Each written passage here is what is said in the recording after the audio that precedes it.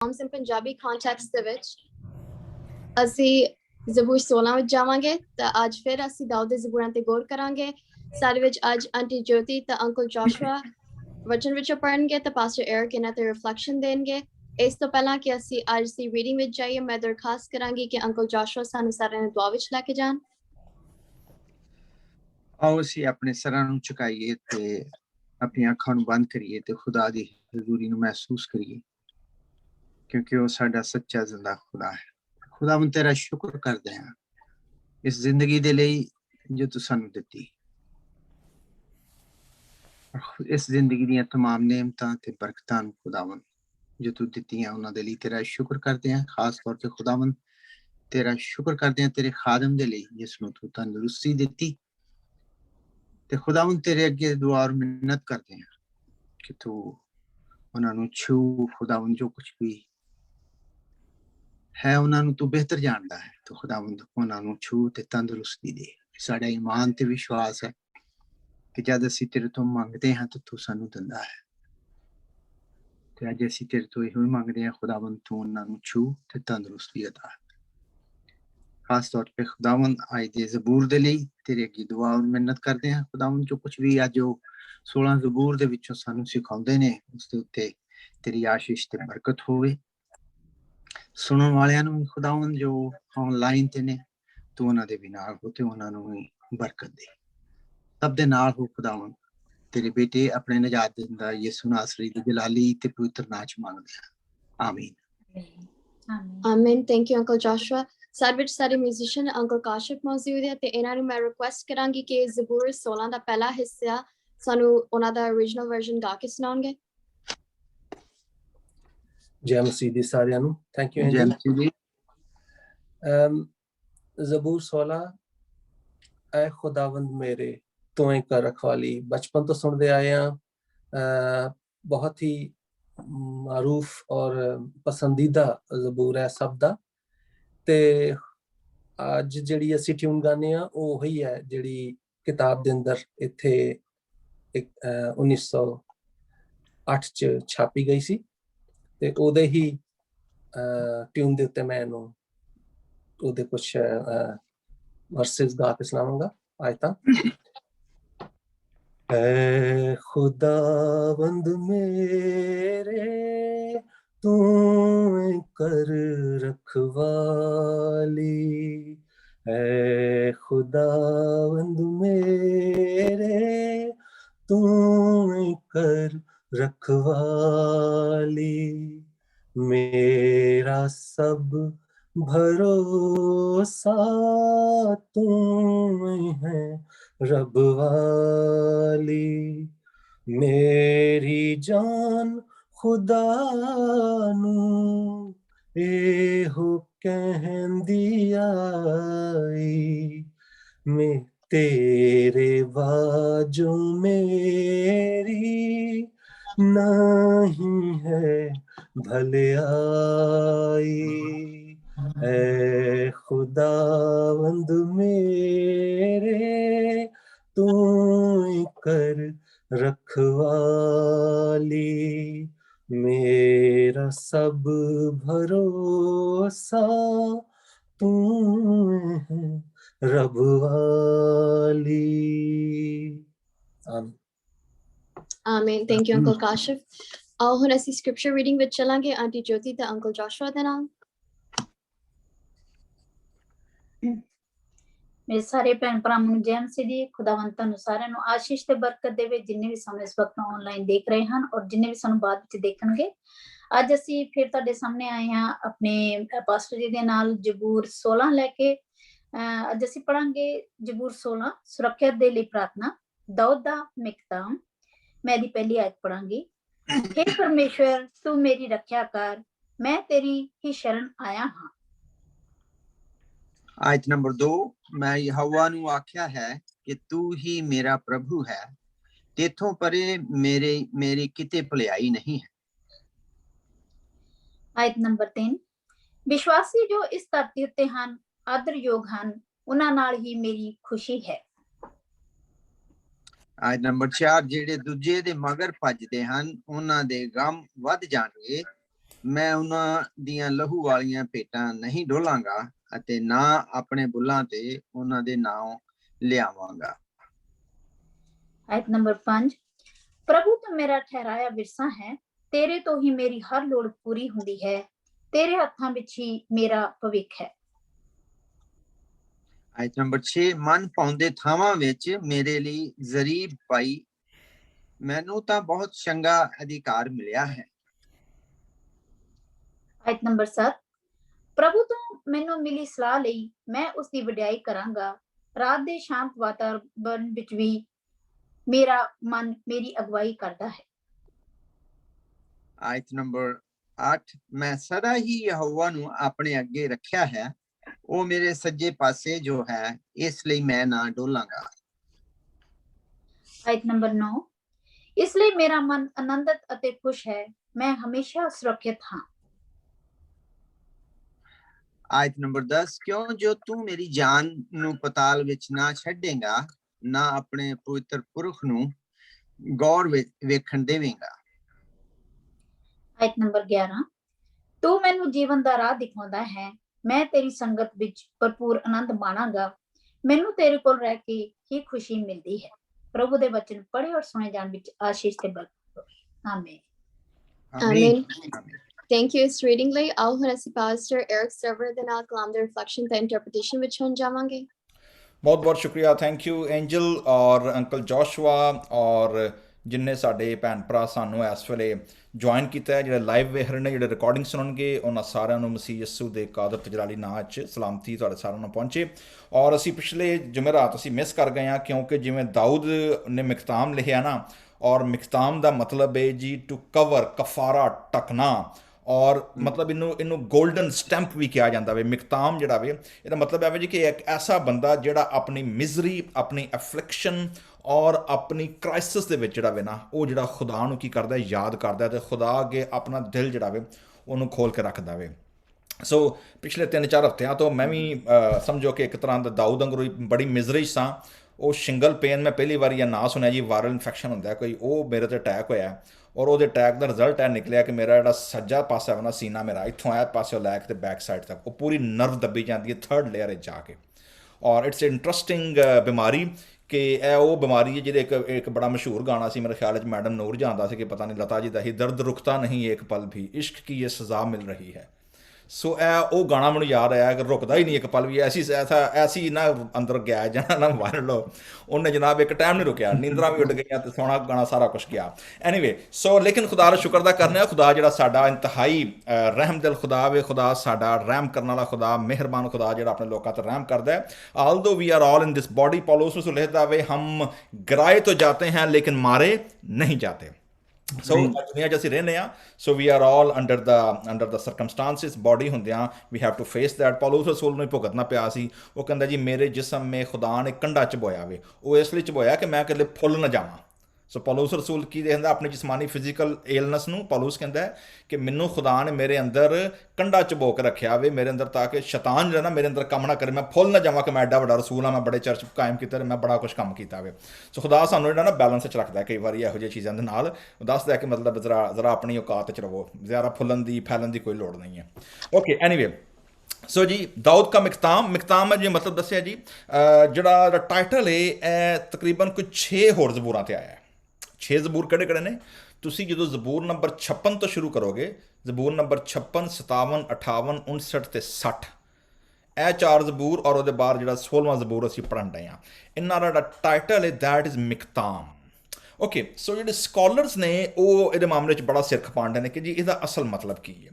ਕਈ ਕਹਿੰਦੇ ਨੇ this is a musical note, ਕਈ ਕਹਿੰਦੇ ਨੇ ਨਹੀਂ actually it is a poetic term, ਔਰ ਕੋਈ ਕਹਿੰਦੇ ਨੇ ਕਿ ਨਹੀਂ ਐਕਚੁਅਲੀ ਜਿਹੜੀ ਹੈ ਨਾ ਇਹ ਨਾ ਮਿਊਜ਼ੀਕਲ ਹੈ ਨਾ ਪੋਇਟਿਕ ਹੈ, it is kind of a literary ਜਿਹੜਾ ਹੈ ਨਾ ਉਹ ਇਹਦਾ ਮਤਲਬ ਹੈ। ਜਿਵੇਂ ਕੋਈ ਮਿਸਾਲ ਮੈਂ ਤੁਹਾਨੂੰ ਦੇਣ ਲੱਗਾ, ਹੁਣ ਮਿਸਾਲ ਹੈ ਵੇ ਜਦੋਂ ਅਸੀਂ ਪੜ੍ਹਦੇ ਹਾਂ ਨਾ ਯਸਾਇਆ ਨਬੀ ਦਾ ਸਹੀਫਾ ਔਰ ਉਹਦਾ ਜਿਹੜਾ ਵੇ ਨਾ ਰੱਬ ਤੁਹਾਡਾ ਭਲਾ ਕਰ 38 ਬਾਬ ਦੀ 9ਵੀਂ ਆਇਤ ਜਿਹੜੀ ਹੈ ਨਾ ਯਸਾਇਆ 38 ਉਹਦੀ ਵਰਸ 9 ਹਿਜ਼ਕੀਆ ਬਾਦਸ਼ਾਹ ਦੀ ਦੁਆ ਵੇ। ਔਰ ਹਿਜ਼ਕੀਆ ਬਾਦਸ਼ਾਹ ਜਿਹੜਾ ਵੇ ਉਹਨੇ ਜਦੋਂ ਦੁਆ ਕੀਤੀ ਆਪਣੀ ਬਿਮਾਰੀ ਤੋਂ ਚੰਗਿਆ ਹੋਣ ਦੇ ਬਾਅਦ, ਤੇ ਉਹਨੇ ਖੁਦਾ ਦੇ ਹਜ਼ੂਰ ਜਿਹੜਾ ਉਹਨੇ ਗੀਤ ਲਿਖਿਆ, ਉਹ ਅਗਰ 38 ਬਾਬ ਦੀ ਅਸੀਂ ਇੱਕ ਆਇਤ ਪੜ੍ਹਾਂਗੇ ਉੱਥੇ ਲਫ਼ਜ਼ ਹੈ ਮਿਕਤਬ। ਔਰ ਮਿਕਤਬ ਦੇ ਬਾਰੇ 'ਚ ਕਿਹਾ ਜਾ ਰਿਹਾ ਜੀ ਕਿ it is actually a same literary term ਜਿਹੜੀ ਕਿ ਹਿਜ਼ਕੀਆ ਬਾਦਸ਼ਾਹ ਨੇ ਇਸਤੇਮਾਲ ਕੀਤੀ ਹੈ। ਤੁਸੀਂ ਵੇਖੋਗੇ 9ਵੀਂ ਆयत ਕੀ ਲਿਖਿਆ ਹੈ, शाह यहूदा हिजकिया की तहरीर जब वो बीमार था। अगर तुम कढ़िया पंजाबी जरा पढ़ो हाँ 38:9 किने कढ़िया जी यसाया 38:9 पंजाबी की लिखा है? अपना माइक खोल लियो सिस्टर ज्योति। ਰਾਜਾ ਹਿਜਕੀਆ ਨੇ ਆਪਣੀ ਬਿਮਾਰੀ ਤੋਂ ਚੰਗਾ ਹੋਣ ਦੇ ਪਿੱਛੋਂ ਇਹ ਮਹਿਮਾ ਦਾ ਗੀਤ ਲਿਖਿਆ। ओके महिमा दा गीत, ओके जी।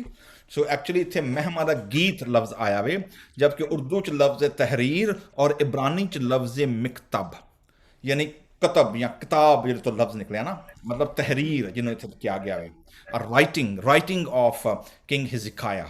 सो असी वेने जी कि दा मतलब है कुछ लोगों का मतलब है जी कि ऐसी गोल्डन स्टैंप, ऐसी पोइट्री जिन्हों सोने के हरूफ के नाल जिन्हों स्टैंप लगाई जाती है, ठीक है। क्योंकि मिकताम जो वे एक्चुअली इट आल्सो साउंड ਜਿਹੜੇ लोग समझते हैं ना कि ਜਿਹੜੇ ਅਸੀਂ ਕਹਿੰਦੇ ਨਾ अरबी ਜ਼ਬਾਨ ਦੇ ਵਿੱਚ ਸਟੈਂਪ ਨੂੰ ਕੀ ਕਹਿੰਦੇ ਨੇ ਅਰਬੀ ਜ਼ਬਾਨ ਦੇ ਵਿੱਚ ਕਹਿੰਦੇ ਨੇ ਜੀ ਖਾਤਮ। ਯੈਸ ਖਾਤਮ ਨਹੀਂ, ਮੋਹਰ ਆ ਗਈ ਤੁਹਾਡੀ ਫਾਰਸੀ ਪੰਜਾਬੀ ਅਰਬੀ ਜਿਹੜੀ ਉਹਦੇ ਵਿੱਚ ਮੇਰਾ ਖਿਆਲ ਹੈ ਖਤਮ ਜਾਂ ਖਾਤਮ, ठीक है। खातम क्या जाता है ਜਿਹੜੀ ਕਿ और मिकताम मतलब खातम अंगूठी, ऐसी स्टैंप ਜਿਹੜੀ ਕਿ गोल्डन हरूफ ਦੇ ਨਾਲ ਲਿਖੀ ਗਈ ਜਾਂ ਲਗਾਈ ਗਈ ਹੈ। ਇਹਦਾ ਇੱਕ ਹੋਰ ਮਤਲਬ ਹੈ ਟੂ ਅਟੋਨਮੈਂਟ, ਮਤਲਬ ਕਿਸੇ ਚੀਜ਼ ਨੂੰ ਕਵਰ ਕਰਨਾ। ਜਿਵੇਂ ਅਸੀਂ ਲਫ਼ਜ਼ ਕਫਾਰਾ ਯੂਜ਼ ਕਰਨੇ ਆ ਨਾ, ਅਟੋਨਮੈਂਟ, ਇਹਦਾ ਮਤਲਬ ਹੈ ਕਿ ਕਫਾਰਾ ਕੀ ਕਰਦਾ ਹੈ? ਕਫਾਰਾ ਗੁਨਾਹਾਂ ਨੂੰ ਢੱਕ ਦਿੰਦਾ ਵੇ, ਯਾਨੀ ਕਵਰ ਅਪ ਕਰ ਦਿੰਦਾ ਵੇ, ਠੀਕ ਹੈ। ਸੋ ਇਹਦਾ ਇੱਕ ਹੋਰ ਮਤਲਬ ਹੈ ਵੇ ਕਿ कवर करना। और कवर की करना जो that was ultimate sign of morning. जो कोई इब्रानी कॉन्टैक्ट के पैलेस्टीनियन कल्चर के जो किसी की मौत की या दुख की क्राइसिस की खबर सुनते हैं तो कलाम लिखा वे कि वह अपना उतला मुँह की कर लेंगे हैं जी, ढक लेंगे हैं, कवर अपने लिप्स कवर कर लेंगे हैं, ठीक है ना, ताकि उन्हों का आहो नाला उन्हों का रोना जोड़ा भी ना वो सुनिया ना जाए। सो यदा एक मतलब यह भी है कि ऐसा जबूर या ऐसा गीत कि जोड़ा ऐसे टाइम लिखा जाए कि जिहदे तुसी खुदा दे अगे की करन रहे हो, अपना आहो नाला अपनी फरियाद जिहड़ी है वो तुसी खुदा दे सामने उन्होंने तुसी पेश करन रहे हो। सो दीज आर डिफरेंट जिहड़ा ना ये अंडरस्टैंडिंग है कि मिकताम कहंदे किहनूं ने। Okay, so it's a very powerful very famous साम। और मैनू नहीं पता कि साढ़े पाकिस्तानी पंजाबी कॉन्टैक्स के जोड़ा जबूर है असा इनू जनाजियां तक महदूद कर दिता होया वे, ठीक है ना। मोस्टली असी इनू उदों गाने जो कोई जनाजा हो जाए या किसी की मैमोरीअल सर्विस होए, ठीक है। जिवें अपना तुहां सुनिया वे कि चौहान साहब सानू दस्सिया वे कि जी ट्यून असी गाने that the same tune original जी 100 साल पहला लिखी गई सी, मॉडर्न रिकॉर्डिंग गुलाम अली साहब ने की है और उन्होंने आवाज़ रिकॉर्ड होया वे और असी सारे वही जी ना असी ट्यून गाने जोड़े चौहान साहब ने गाई है कि ऐ खुदावंद मेरे तू ही कर रखवाली। So very famous, everybody knows that song. लेकिन सैकेंड पार्ट है वो चौहान साहब अगले पार्ट दसणगे कि ओरिजिनल ट्यून की है। लेकिन चौहान साहब तुहानू पता है कि आप ही बड़े अच्छे कंपोजर ने और जबूरां के खास तौर पर बड़े अच्छे कंपोज करते हैं और तुसीं जिहड़ी उन्होंने धुन बनाई है ना that is also very fascinating और वेरी टची ट्यून। ओके जी, so let's go to the text की कह रहा है सानू 11 आयतां ने और 11 आयतां नूं इनू असीं वेखीए सानू इहदे विच सलाह कितने नहीं मिलेगा। सो इहदा मतलब है कि इहदा नैचुरल गैप नैचुरल पॉज कोई भी नहीं है। सो दैट्स वाई मुख्तलिफ स्कॉलर्स इन्हूं मुख्तलिफ हिस्सियां तकसीम करते हैं। सो मैं इनू वेख्या वे कि अगर इन्हूं तकसीम करिए तो असीं इनू 4 मेजर पार्ट तकसीम करांगे, ठीक है जी। 4 मेजर पार्ट किहड़े ने? पहलियां 3 आयतां फर्स्ट पार्ट जिहड़ा कि उहदी पटिशन है और कह रहा जी कि ऐ खुदा मेरी हिफाजत कर क्योंकि मैं तुझ ही में पनाह लेता हूँ। उसके बाद दूसरी आयत लिखोगे वेखोगे उत्थे खुदा का टाइटल चेंज हो गया वे की कह रहा है, मैंने खुदावन से कहा है तू ही रब है। 3 टाइटल ना, इंटरेस्टिंग नहीं, ठीक है ना। जरा पंजाबी च पढ़ो 3 टाइटल किहड़े किहड़े आए ने, जरा वेखिए पंजाबी की कहती है पहली ते दूजी आयत। मैं हे परमेश्वर मेरी रक्षा कर क्यों जो मैं तेरी ही शरण आया हूं। मैं यहोवा नू आख्या है कि तू ही मेरा प्रभु है, तेथों परे मेरी किते भलाई नहीं। हाँ जी, रुकियो जी जरा। सो तुहां वेख्या जी भी कि पहला लफ्ज हिंदी च अंकल ने पढ़िया परमेश्वर, ठीक है जी। दूसरा टाइटल यहोवा ते तीसरा टाइटल तुहां की पढ़िया अंकल जी? मैंने यहोवा से कहा है तू ही क्या है? तू ही प्रभु तेरा है। प्रभु है। सो परमेश्वर, याहवे एंड प्रभु। ठीक है, पंजाबी च सिस्टर ज्योति ਤੁਹਾਡੇ ਕੋਲ ਵੀ ਤਿੰਨੇ ਟਾਈਟਲ ਨੇ ਖੁਦਾ ਦੇ ਬਾਰੇ ਚ? ਹਾਂਜੀ ਸੇਮ ਟਾਈਟਲ ਨੇ? ਸੇਮ ਹੀ ਆ। ਸੇਮ ਟਾਈਟਲ ਨੇ। ਸੋ ਸਾਡੇ ਕੋਲ ਵੀ ਇੱਥੇ ਤਿੰਨ ਟਾਈਟਲ ਆਏ ਨੇ। ਹਿਬਰੂ ਦੇ ਵਿੱਚ ਅਸੀਂ ਵੇਖਾਂਗੇ ਖੁਦਾ ਜਿੱਥੇ ਆਏਗਾ ਦੈਟ ਇਜ਼ ਮੋਰ ਐਡੋਨਾਈ। ਠੀਕ ਹੈ, ਐਡੋਨਾਈ लॉर्ड। और जिथे लफ्ज खुदावंद आएगा दैट इज विद द टेट्राग्रामेटिक ਜਿਹੜਾ वर्ड है ना YHWH, याहवे, यहोवा दा ओरिजिनल नाम ਜਿਹੜਾ वे ਉਹ ਆਉਂਦਾ ਵੇ। ठीक है, तू ही रब है, तू ही मेरा मालिक है, you are the lord, you are the owner, creator ਜਿਹੜਾ वे। ठीक है ना। अच्छा, ਹੁਣ कह रहा जी खुदावंद मेरी हिफाजत, मतलब इट्स अ पटिशन। और पटिशन की ये प्रोटेक्ट मी, क्योंकि मैं तेरी पनाह च आया मैं। ਉਹਦੀ रीजन की ये तेरे सिवा मेरी भलाई नहीं। ओके, दैट्स इंटरस्टिंग ਜਿਹੜਾ ਵੇ ਨਾ ਇਹਦਾ ਜਿਹੜਾ ਪਰਸਪੈਕਟਿਵ ਹੈ ਉਹ ਕੀ ਹੈ। ਇਹਦਾ ਮਤਲਬ ਹੈ ਕਿ ਖੁਦਾਵੰਦ ਜੇ ਤੂੰ ਮੇਰੇ ਕੋਲ ਹੈ ਨਾ ਤੇ ਮੈਨੂੰ ਫਿਰ ਕਿਸੇ ਹੋਰ ਸ਼ੈ ਦੀ ਚਾਹ ਕੋਈ ਨਹੀਂ, ਫਿਰ ਮੈਨੂੰ ਕਿਸੇ ਹੋਰ ਸ਼ੈ ਦੀ ਲੋੜ ਕੋਈ ਨਹੀਂ ਹੈ। ਫਿਰ ਅਗਰ ਤੂੰ ਮੌਜੂਦ ਹੈ then I am the richest person in the world. ਠੀਕ ਹੈ, ਅਸੀਂ ਰਿਚਨੈਸ ਨੂੰ ਬਾਅਦ ਕਰ ਅਸੀਂ ਵੇਖਦੇ ਹਾਂ ਆਪਣੀ ਫਾਈਨੈਂਸ਼ੀਅਲ, ਇਕਨੋਮਿਕ, ਐਜੂਕੇਸ਼ਨਲ ਔਰ ਸਾਡੀ ਜਿਹੜੀਆਂ ਸੋਸਾਇਟੀ ਦੇ ਵਿੱਚ ਜਿਹੜੀਆਂ ਬੇਸਿਕ ਨੀਡ ਨੇ ਨਾ, ਅਸੀਂ ਇਹ ਸਮਝਦੇ ਅਗਰ ਮੇਰੇ ਕੋਲ ਅੱਛਾ ਘਰ, ਗਾੜੀ, ਬੰਗਲਾ, ਸੈਲਰੀ ਸਾਊਂਡ ਕਿਸਮ ਦੀ ਹੈ, ਮੇਰੇ ਕੋਲ ਅੱਛੀ ਡਿਗਰੀ ਹੈ, ਟਾਈਟਲ ਹੈ, ਮੇਰੇ ਕੋਲ ਇੱਜ਼ਤ ਹੈ, ਮਤਲਬ that is more than enough to live a life. ਠੀਕ ਹੈ, ਇੱਥੇ ਜ਼ਬੂਰ ਨਵੀਸ ਐਕਚੁਅਲੀ ਜਿਹੜਾ ਕਨਸੈਪਟ ਦੇ ਰਿਹਾ ਨਾ ਉਹ ਇਹ ਕਹਿ ਰਿਹਾ ਖੁਦਾਵੰਦ ਕਿ ਮੇਰੀ ਇੱਕ ਦਿਨ ਦੇ ਵਿੱਚ ਅਗਰ ਤੂੰ ਮੇਰੀਆਂ ਜ਼ਰੂਰਤਾਂ ਪੂਰੀ ਕਰ ਦੇਣਾ ਵੇ ਨਾ, ਆਈ ਡੋਂਟ ਨੀਡ ਐਨੀਥਿੰਗ। यानी तू अज के दिन दे विच, can you getting a point? ज़बूर तुहानू दुआ रबानी याद होने ही है, खुदावन हमारी रोज़ की रोटी हमें क्या किया कर, दिया कर। मतलब खुदावन जिहड़ी मेरी नीड है ना तू जो उन्होंने पूरा कर देना, भावें मेरी नीड है, मेरे खानदान की नीड है, भावें जो भी है, when my needs are met खुदावन मैनू होर कुछ नहीं चाहिए। सो तू यू आर। एक और बड़ा इंटरस्टिंग ट्विस्ट है, और ट्विस्ट की है, वो ट्विस्ट है वे कि दाऊद जो गल करदा तुसीं वेखोगे ऐसे सेम कॉन्सैप्ट नूं वो 5वीं आयत दे विच पेश करदा वे और कह रहा खुदावंद ही मेरी मिरास। ठीक है, माई इनहेरिटेंस, माई प्लेजर, कहंदा कि वो खुदा वे। अच्छा, टैक्नीकली वेख्या जाए हिब्रू और कॉन्टैक्स्ट दे विच जिहड़े घर दे विच कोई 7-8 भरा होण, ठीक है, ते जायदाद वंडी जाए ते सार नाल निक्के नूं की मिलेगा? ਰਹਿੰਦ ਖੂਨ ਸਭ ਕੁਝ ਹੀ ਉਹਨੂੰ ਹੋਏਗਾ। ਸਾਰਿਆਂ ਨਾਲੋਂ ਵੱਡਾ ਹਿੱਸਾ, ਅਹਿਮ ਹਿੱਸਾ ਕਿਹਨੂੰ ਮਿਲੇਗਾ? ਛੋਟੇ ਨੇ। ਨਾ ਨਾ ਨਾ ਨਾ ਅੰਕਲ ਜੀ, ਵੱਡਾ ਪਲੋਠਾ। ਅਸੀਂ ਦੋਨਾਂ ਵੱਡਿਆਂ ਨੇ ਛੋਟੇ ਨੂੰ ਦੇ ਦਿੱਤਾ। ਨਹੀਂ, ਉਹ ਤੇ ਤੁਹਾਂ ਕੀਤਾ ਨਾ, ਮੈਂ ਤੇ ਜਨਰਲ ਗੱਲ ਕਰਨ ਡਿਆ ਨਾ। ਠੀਕ ਹੈ ਨਾ। ਉਹਦੀ ਵਜ੍ਹਾ ਇਹ ਹੁੰਦੀ ਸੀ ਕਿ ਪਲੋਠੇ ਨੂੰ ਹਾਫ ਮਿਲਦਾ ਸੀ ਤੇ ਬਾਕੀ ਵੰਡਿਆ ਜਾਂਦਾ ਸੀ। ਉਹਦੀ ਰੀਜ਼ਨ ਇਹ ਹੁੰਦੀ ਸੀ ਕਿਉਂਕਿ ਪਲੋਠੇ ਦੇ ਉੱਤੇ ਪੂਰੀ ਜ਼ਿੰਮੇਵਾਰੀ ਹੁੰਦੀ ਸੀ ਮਾਂ ਪਿਓ ਨੂੰ ਔਰ ਬਾਕੀ ਸਾਰੇ ਕੰਟੀਨਿਊਟੀ ਨੂੰ ਕਰਨ ਵਾਸਤੇ। So that's why in that context Dawood ਘਰ ਦੇ ਵਿੱਚ 7 ਉਹਦੇ ਭਰਾ ਹਨ, 7 ਦੇ ਵਿੱਚੋਂ ਸਾਰਿਆਂ ਨਾਲੋਂ ਛੋਟਾ ਸੀ। ਔਰ ਕੈਨ ਯੂ ਬਿਲੀਵ ਦੈਟ ਕਿ ਜਦੋਂ ਤੁਹਾਨੂੰ ਯਾਦ ਹੈ ਜਦੋਂ ਸੈਮੂਅਲ ਗਿਆ ਵੇ ਮਸਾ ਕਰਨ ਲਈ ਔਰ ਕੁਰਬਾਨੀ ਚੜਾਉਣ ਲਈ, even he was not invited in his own home party. ठीक है, he was totally outcast, he was ignored, marginalized by his own family। Samuel ਨੂੰ ultimately ਪੁੱਛਣਾ ਪੈ ਗਿਆ ਕਿ ਭਾਈ ਹੋਰ ਕਿੱਥੇ ਜੇ? ਖੁਦਾ ਨੇ ਕਿਹਾ ਇਹਨਾਂ 7 ਚੋਂ ਕੋਈ ਵੀ ਨਹੀਂ ਹੈ। ਉਹਨੇ ਕਿਹਾ ਉਹ ਵਾਰਾਗਰਦ ਜਿਹਾ ਫਿਰਦਾ ਰਹਿੰਦਾ, ਕਿਤੇ ਭੇਡਾਂ ਭੁੱਡਾ ਚਲਾਉਂਦਾ ਹੋਣਾ, ਆਪ ਹੀ ਆ ਜਾਏਗਾ ਹੁਣੇ। ਠੀਕ ਹੈ ਨਾ। So that was the concept. So ਜ਼ਬੂਰ ਨਵੀਸ ਦਾਊਦ ਜਿਹੜਾ ਵੇ ਤੁਸੀਂ ਵੇਖੋਗੇ ਕਿ ਉਹ ਆਪਣੀ ਮਿਰਾਸ ਨੂੰ ਕੀ ਕਹਿ ਰਿਹਾ ਵੇ, ਖੁਦਾਵੰਦ ਮੇਰੀ ਮਿਰਾਸ ਜ਼ਮੀਨ ਤੇ ਕੋਈ ਨਹੀਂ ਹੈ, ਲੇਕਿਨ ਹੂ ਇਜ਼ ਮਾਈ ਇਨਹੈਰੀਟੈਂਸ, ਤੂੰ ਮੇਰੀ ਮਿਰਾਸ ਹੈ। ठीक है, और दैट द सेम कॉन्सैप्ट जो खुदा ने इब्रानियों जो असीं नंबर गिनती की किताब पढ़ने तो गिनती की किताब के असीं वेखने कि 18वें बाब की 20 आयत के खुदा ने मूसा नूं यह कहा सी कि मैं तेरी मिरास हाँ। ठीक है ना, मैं तेरी मिरास हाँ। मैनूं एक स्टोरी याद आ गई है कि ना एक ना मियाँ बीवी जिन्होंने लड़ाई हो गई तो जूइश कॉन्टैक्स्ट के ना ਹੁੰਦਾ ਇੰਜ ਸੀ ਕਿ ਜਿਹੜੇ ਕੰਜ਼ਰਵੇਟਿਵ ਜੂਇਸ਼ ਨੇ ਹੁੰਦੇ ਨੇ, ਜਿਵੇਂ ਤੁਹਾਂ ਵਿਆਹ ਕੀਤਾ ਨਾ, ਅਗਰ ਤੁਹਾਨੂੰ ਤਲਾਕ ਚਾਹੀਦੀ ਹੈ ਤਾਂ ਤੁਸੀਂ ਤਲਾਕ ਵੀ ਉਂਝ ਗੈਦਰ ਕਰੋ, ਸਾਰੇ ਜੀ ਸਾਰੀ ਪਾਰਟੀ ਕਰੋ, ਔਰ ਉਹਦੇ ਬਾਅਦ ਜਿਹੜਾ ਵੇ ਨਾ ਉਹਦੇ ਬਾਅਦ ਮੈਂ ਤੁਹਾਨੂੰ ਜਿਹੜਾ ਵੇ ਨਾ ਤਲਾਕਨਾਮੇ ਦਾ ਪੇਪਰ ਲਿਖ ਕੇ ਦੇਵਾਂਗਾ। ਕਿਉਂਕਿ ਅਗਰ ਰਬਾਈ ਜਿਹੜਾ ਰਿਲੀਜੀਅਸ ਲਾਅ ਵੇ, ਰਿਲੀਜੀਅਸ ਕੋਰਟ ਅਗਰ ਤਲਾਕ ਨਾ ਲਿਖ ਕੇ ਦੇ ਤੇ ਨਾ ਬੰਦਾ ਤੇ ਨਾ ਬੀਬੀ ਦੋਵੇਂ ਸੈਕੰਡ ਮੈਰਿਜ ਨਹੀਂ ਕਰ ਸਕਦੇ। ਦੇ ਸ਼ੁੱਡ ਹੈਵ ਆ ਸਪੈਸ਼ਲ ਨਕਾਹਨਾਮਾ ਡਾਈਵੋਰਸ ਪੇਪਰ ਹੋਣਾ ਚਾਹੀਦਾ ਵਾ। ਠੀਕ ਹੈ, ਤੁਹਾਨੂੰ ਯਾਦ ਹੈਗਾ ਖੁਦਾਵੰਦ ਯਿਸੂ ਮਸੀਹ ਦੇ ਨਾਲ ਜਦੋਂ ਫਰੀਸੀਆਂ ਦੀ ਗੱਲਬਾਤ ਹੋ ਰਹੀ ਹੈ ਤੇ ਉੱਥੇ ਉਹਨਾਂ ਇਹ ਕਿਹਾ ਵੇ ਕਿ ਮੂਸਾ ਸਾਨੂੰ ਪਰਮਿਸ਼ਨ ਦਿੱਤੀ ਹੈ ਕਿ ਤਲਾਕਨਾਮਾ ਲਿਖ ਕੇ ਕੀ ਕਰਤਾ ਜਾਏ। ਠੀਕ ਹੈ ਨਾ, ਸੋ ਉਹ ਤਲਾਕਨਾਮਾ ਸਾਡਾ ਵਰਗਾ ਤਲਾਕਨਾਮਾ ਅੱਜ ਦੇ ਦੌਰ ਦਾ ਤਲਾਕਨਾਮਾ ਨਹੀਂ ਹੈ। That is a special court, that is a special sitting, that is a special document ਜਿਹੜਾ ਕਿ ਦਿੱਤਾ ਜਾਂਦਾ ਸੀ।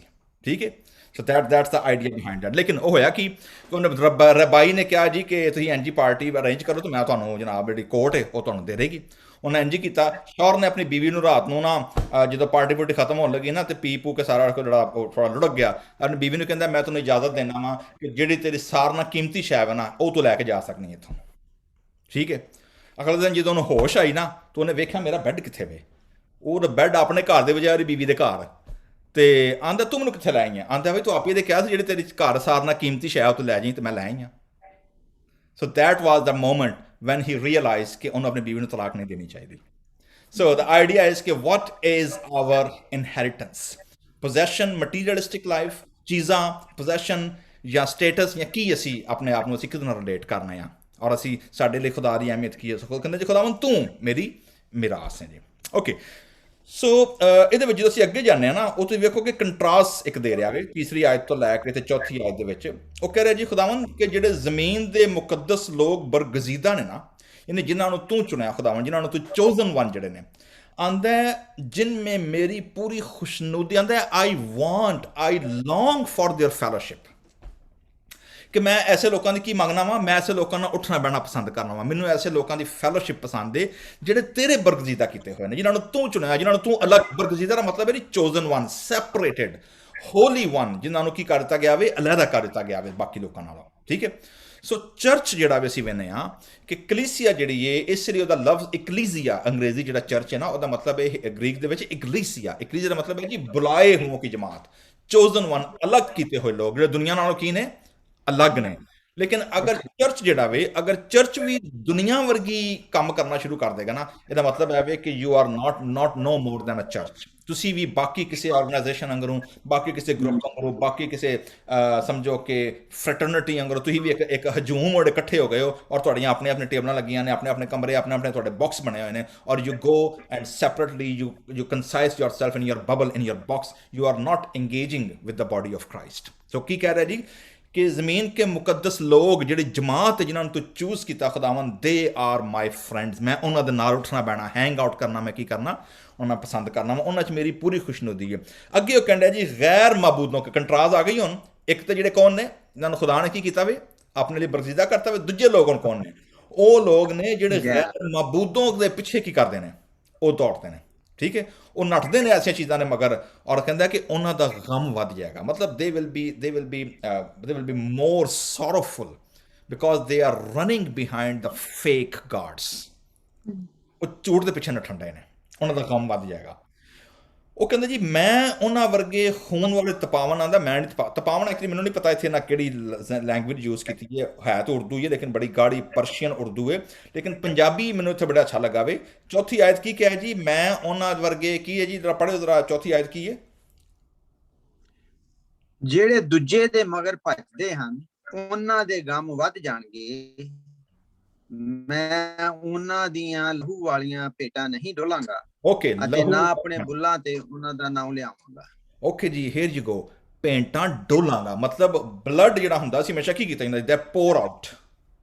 ਠੀਕ ਹੈ, ਹਮੇਸ਼ਾ ਖੂਨ ਨੂੰ ਕੀ ਕੀਤਾ ਜਾਂਦਾ, ਜਾਂ ਛਿੜਕ ਦਿੱਤਾ ਜਾਂਦਾ ਸੀ ਜਾਂ ਉਹਨੂੰ ਉੰਡੇਲ ਦਿੱਤਾ ਜਾਂਦਾ ਸੀ। ਠੀਕ ਹੈ ਨਾ, ਸੋ ਉਹ ਕਹਿ ਰਿਹਾ ਜੀ ਕਿ ਐਕਚੁਅਲੀ ਇੱਥੇ ਕਨਸੈਪਟ ਹੈ ਇਹ ਕਿ ਮੈਂ ਜਿਹੜੀਆਂ ਕੁਰਬਾਨੀਆਂ ਉਹ ਚਾੜ ਦਿੰਦਾ, ਮੈਂ ਉਹ ਕੁਰਬਾਨੀਆਂ ਇੱਥੇ ਪੇਸ਼ ਨਹੀਂ ਕਰਾਂਗਾ। ਠੀਕ ਹੈ, that is a powerful concept, ਕਿਉਂਕਿ ਤੁਹਾਨੂੰ ਇਹ ਸੇਮ ਕਨਸੈਪਟ ਨਜ਼ਰ ਆਏਗਾ ਕਰੰਥੀਆਂ ਦੀ ਕਲੀਸੀਆ ਦੇ ਵਿੱਚ ਜਦੋਂ ਪੌਲੁਸ ਰਸੂਲ ਉਹਨਾਂ ਨੂੰ ਟੀਚ ਕਰਦਾ ਵੇ ਕਿ ਮਸੀਹ ਦਾ ਪਿਆਲਾ ਔਰ ਗੈਰ ਕੌਮਾਂ ਦਾ ਪਿਆਲੇ 'ਚ ਕੀ ਫਰਕ ਹੈ, ਸ਼ਯਾਤੀਨ ਦਾ ਪਿਆਲਾ ਕੀ ਹੈ ਔਰ ਬਲੈਸਿੰਗ ਦਾ ਪਿਆਲਾ ਕੀ ਹੈ। So we will go on that one. So ਜੀ ਅਸੀਂ ਖੂਨ ਦੇ ਤਪਾਵਨ, मैं होंठों से उनका नाम नहीं लूँगा। इंटरेस्टिंगली ਵੇਖੋ ਕਿ ਨਾ ਸਿਰਫ ਹੈ ਕਿ ਮੈਂ ਉਹਨਾਂ ਦੇ ਨਾਲ ਫੈਲੋਸ਼ਿਪ ਨਹੀਂ ਰੱਖਾਂਗਾ, ਬਲਕਿ ਈਵਨ ਮੈਂ ਖੁਦਾਵੰਦ ਉਹਨਾਂ ਦੇ ਜਿਹੜੇ ਨਾਂ ਨੇ ਨਾ, ਮੈਂ ਉਹ ਵੀ ਮੇਰੀ ਜ਼ੁਬਾਨ 'ਤੇ ਨਹੀਂ ਹੋਣਗੇ, ਮੇਰਾ ਥਾਟ ਵੀ ਉਹਨਾਂ ਦੇ ਕੋਲੋਂ ਨਹੀਂ ਗੁਜ਼ਰੇਗਾ। ਅੱਗੇ 5ਵੀਂ ਆਇਤ ਅਸੀਂ ਵੇਖਦੇ ਹਾਂ ਜੀ, खुदावंद मेरी मिरास मेरे प्याले का हिस्सा है, मेरे बखरे का मुहाफिज है ਔਰ ਅੱਗੇ ਕਹਿੰਦੇ ਜੀ ਕਿ ਜਿਹੜੀ ਖੁਦਾ ਨੇ ਮੇਰੀ ਮਿਰਾਸ ਚੁਣੀ ਹੈ ਨਾ, that is pleasurable, that is ਖੂਬ ਬੜੀ ਸੋਹਣੀ ਤੇ ਸੁਥਰੀ ਆਂਦਾ ਜੀ ਕਿ ਹਿੱਸਾ ਵਾ ਜਿਹੜਾ ਖੁਦਾ ਨੇ ਮੇਰੇ ਵਾਸਤੇ ਰੱਖਿਆ ਹੋਇਆ ਵੇ। ਠੀਕ ਹੈ ਨਾ, ਜਿਵੇਂ ਕਿਸੇ ਬੰਦਾ ਇੱਕ ਅੰਗਰੇਜ਼ੀ ਜ਼ਬਾਨ ਦਾ ਇੱਕ ਕੌਲ ਹੈ ਜੀ ਕਿ ਕਲੀਸ਼ੀਏ ਵੀ ਕਹਿੰਦੇ ਨੇ ਜੀ best from the both worlds. ਠੀਕ ਹੈ, ਕਿ ਜਿਹੜੀ ਇਹ ਦੁਨੀਆ ਵੇ ਇੱਥੋਂ ਦੀ ਵੀ ਸਾਰਿਆਂ ਨਾਲ ਬੈਸਟ ਚੀਜ਼ਾਂ, ਤੇ ਜਿਹੜੀਆਂ ਆਉਣ ਵਾਲੀ ਦੁਨੀਆ ਵੇ ਉਹਦੇ 'ਚ ਵੀ ਸਾਰਿਆਂ ਨਾਲੋਂ ਬੈਸਟ ਚੀਜ਼ਾਂ, best from the both worlds. ਠੀਕ ਹੈ, ਅਸੀਂ ਬਾਜ਼ ਔਕਾਤ ਐਸੇ ਬੰਦੇ ਲਈ ਯੂਜ਼ ਕਰ ਰਹੇ ਹਾਂ ਜਿਹੜਾ ਬੜਾ ਖੁਸ਼ਹਾਲ ਹੋਏ, ਫਿਜ਼ੀਕਲ ਅਪੀਅਰੈਂਸ ਬੜੀ ਹੈਂਡਸਮ ਹੋਏ, ਬੜੀ ਸਮਾਰਟ ਜੀ ਫੈਮਿਲੀ ਹੋਏ, ਬਾਲ ਬੱਚੇ ਹੋਣ, ਖਾਣਾ ਪੀਣਾ ਹੋਏ, ਔਰ ਜਨਾਬ ਕਿਸੇ ਚੀਜ਼ ਦਾ ਨਾ ਫਿਕਰ ਨਾ ਫਾਕਾ ਕੋਈ ਨਹੀਂ, ਜੀ ਉਹ ਜਨਾਬ ਹੀ ਔਰ she got the best from the both worlds. ਠੀਕ ਹੈ ਨਾ, ਵੀ ਯੂਜ਼ ਦਿਸ ਕਲੀਸ਼ੀਏ। ਲੇਕਿਨ ਅਸੀਂ ਵੇਖਦੇ ਹਾਂ ਕਿ ਜ਼ਬੂਰ ਨੂੰ ਵੀ ਸਹੀ ਕਹਿ ਰਿਹਾ ਖੁਦਾਵੰਦ ਕਿ ਜਿਹੜਾ ਤੂੰ ਮੇਰਾ, ਕਿਉਂਕਿ ਤੂੰ ਮੇਰੀ ਮਿਰਾਸ ਹੈ, ਤੂੰ ਮੇਰਾ ਹਿੱਸਾ ਵੇਂ, so that is the best of the best ਜਿਹੜਾ ਵੇ ਨਾ ਉਹ ਖੁਦਾਵੰਦ ਤੂੰ ਮੈਨੂੰ ਬਖਸ਼ਿਆ ਵੇ, ਔਰ ਮੈਂ ਤੇਰਾ ਸ਼ੁਕਰ ਅਦਾ ਕਰਨਾ ਵਾ। Okay, so hair is one only concept ਜਿਹੜਾ ਮੈਂ ਅੱਜ ਤੁਹਾਡੇ ਨਾਲ ਜ਼ਿਕਰ ਕਰਨਾ ਚਾਹੁੰਦਾ, ਇਹਦੇ ਵਿੱਚ ਮੇਨ ਕੀ ਵਰਡ ਜਿਹੜੀ ਨਾ ਉਹ ਵੇ ਪਿਆਲਾ। ਇਹ ਪਿਆਲੇ ਤੋਂ ਕੀ ਮੁਰਾਦ ਹੈ? Van he says you are my inheritance and my cup, ਪਿਆਲਾ। ਸੋ ਜੀ ਅਸੀਂ ਵੇਖਦੇ ਹਾਂ ਕਿ ਬਾਈਬਲ ਮੁਕੱਦਸ ਦੇ ਵਿੱਚ ਜਿਹੜਾ ਲਫ਼ਜ਼ ਪਿਆਲਾ ਵੀ ਜਾਂ ਪਿਆਲੇ ਦਾ ਇਮੇਜ ਹੈ ਨਾ, ਦੈਟ ਇਜ਼ ਵੈਰੀ ਪਾਵਰਫੁਲ। ਖੁਦਾ ਨੇ ਬੜੇ ਜਗ੍ਹਾ ਤੇ ਪਿਆਲੇ ਨੂੰ ਯੂਜ਼ ਕੀਤਾ ਵੇ, ਔਰ ਈਵਨ ਤੁਸੀਂ ਵੇਖੋਗੇ ਕਿ ਮੁਕਾਸ਼ਫਾ ਦੀ ਕਿਤਾਬ ਤੇ ਪਿਆਲਿਆਂ ਨਾਲ ਕੀ ਹੋਈ ਹੈ, ਭਰੀ ਹੋਈ ਹੈ। ਠੀਕ ਹੈ ਨਾ, ਈਵਨ ਖੁਦਾ ਦੇ ਗਜ਼ਬ ਦਾ ਪਿਆਲਾ, ਯਾਨੀ ਖੁਦਾ ਦੇ ਗਜ਼ਬ ਦਾ ਪਿਆਲਾ ਯਸਾਇਆ ਨੇ, ਯਰਮੀਆ ਨੇ, ਉਹਦੇ ਬਾਅਦ ਹਿਸਕੀਏਲ ਨੇ, ਜਿੰਨਾ ਪ੍ਰੋਫੈਟਿਕ ਲਿਟਰੇਚਰ ਹੈ ਉਹਨਾਂ ਨੇ ਪਿਆਲੇ ਨੂੰ ਪੇਸ਼ ਕੀਤਾ ਵੇ ਐਸੇ ਤੌਰ ਤੇ ਜਿਹੜਾ ਖੁਦਾ ਕੀ ਕਰਨ ਰਿਹਾ, ਆਪਣਾ ਗਜ਼ਬ, ਆਪਣਾ ਰੈਥ ਜਿਹੜਾ ਵੇ ਨਾ ਉਹ ਖੁਦਾ ਕੌਮਾਂ ਤੇ ਉੰਡੇਲ ਰਿਹਾ ਵੇ। And that same concept has been adapted by the book of the writer of the revolution.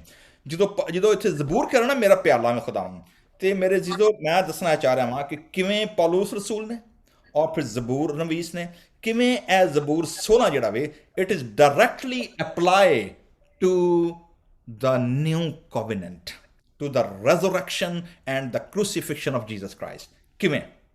ਸਾਡੇ ਕੋਲ ਦੋ ਗਵਾਹੀਆਂ ਨੇ, ਇੱਕ ਪਤਰਸ ਦੀ ਔਰ ਇੱਕ ਪੌਲੁਸ ਰਸੂਲ ਦੀ।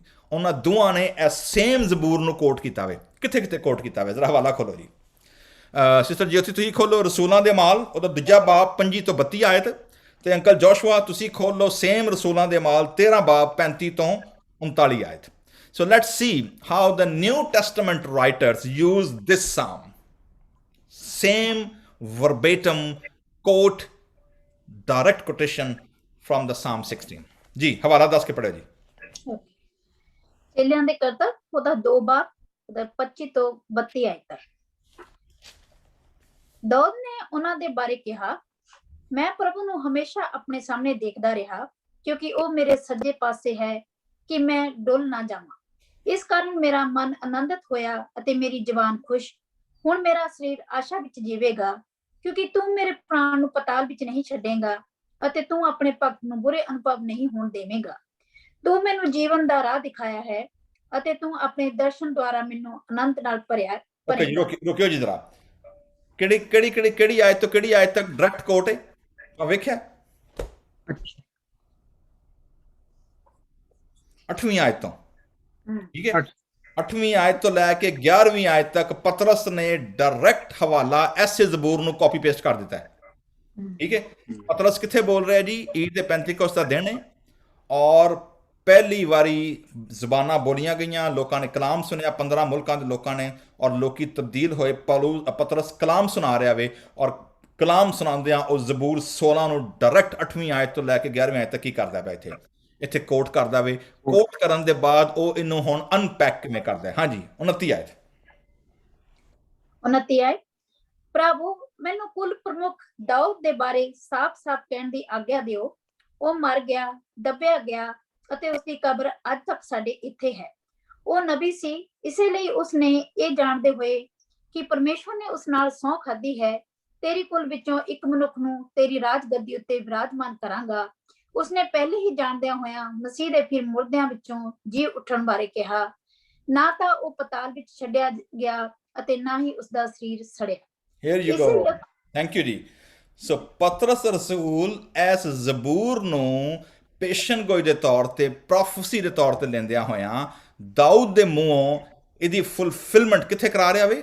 ਖੁਦਾਵੰਦ ਯਿਸੂ ਮਸੀਹ ਦੇ ਮੁਰਦਿਆਂ ਚੋਂ ਜੀ ਉੱਠਣ ਦੇ ਵਿੱਚ। ਕਹਿੰਦਾ ਜੀ ਦਾਊਦ ਤੇ ਮਰ ਗਿਆ, ਉਹਦੀ ਕਬਰ ਵੀ ਇੱਥੇ ਮੌਜੂਦ ਹੈ, ਉਹਦਾ ਜਿਸਮ ਵੀ ਸੜ ਗਿਆ। ਵੀ ਆਲ ਨੋ ਕਿ ਉਹ ਐ ਜ਼ਬੂਰ ਉਹਦੇ ਲਈ ਤਾਂ ਨਹੀਂ ਲਿਖਿਆ ਗਿਆ।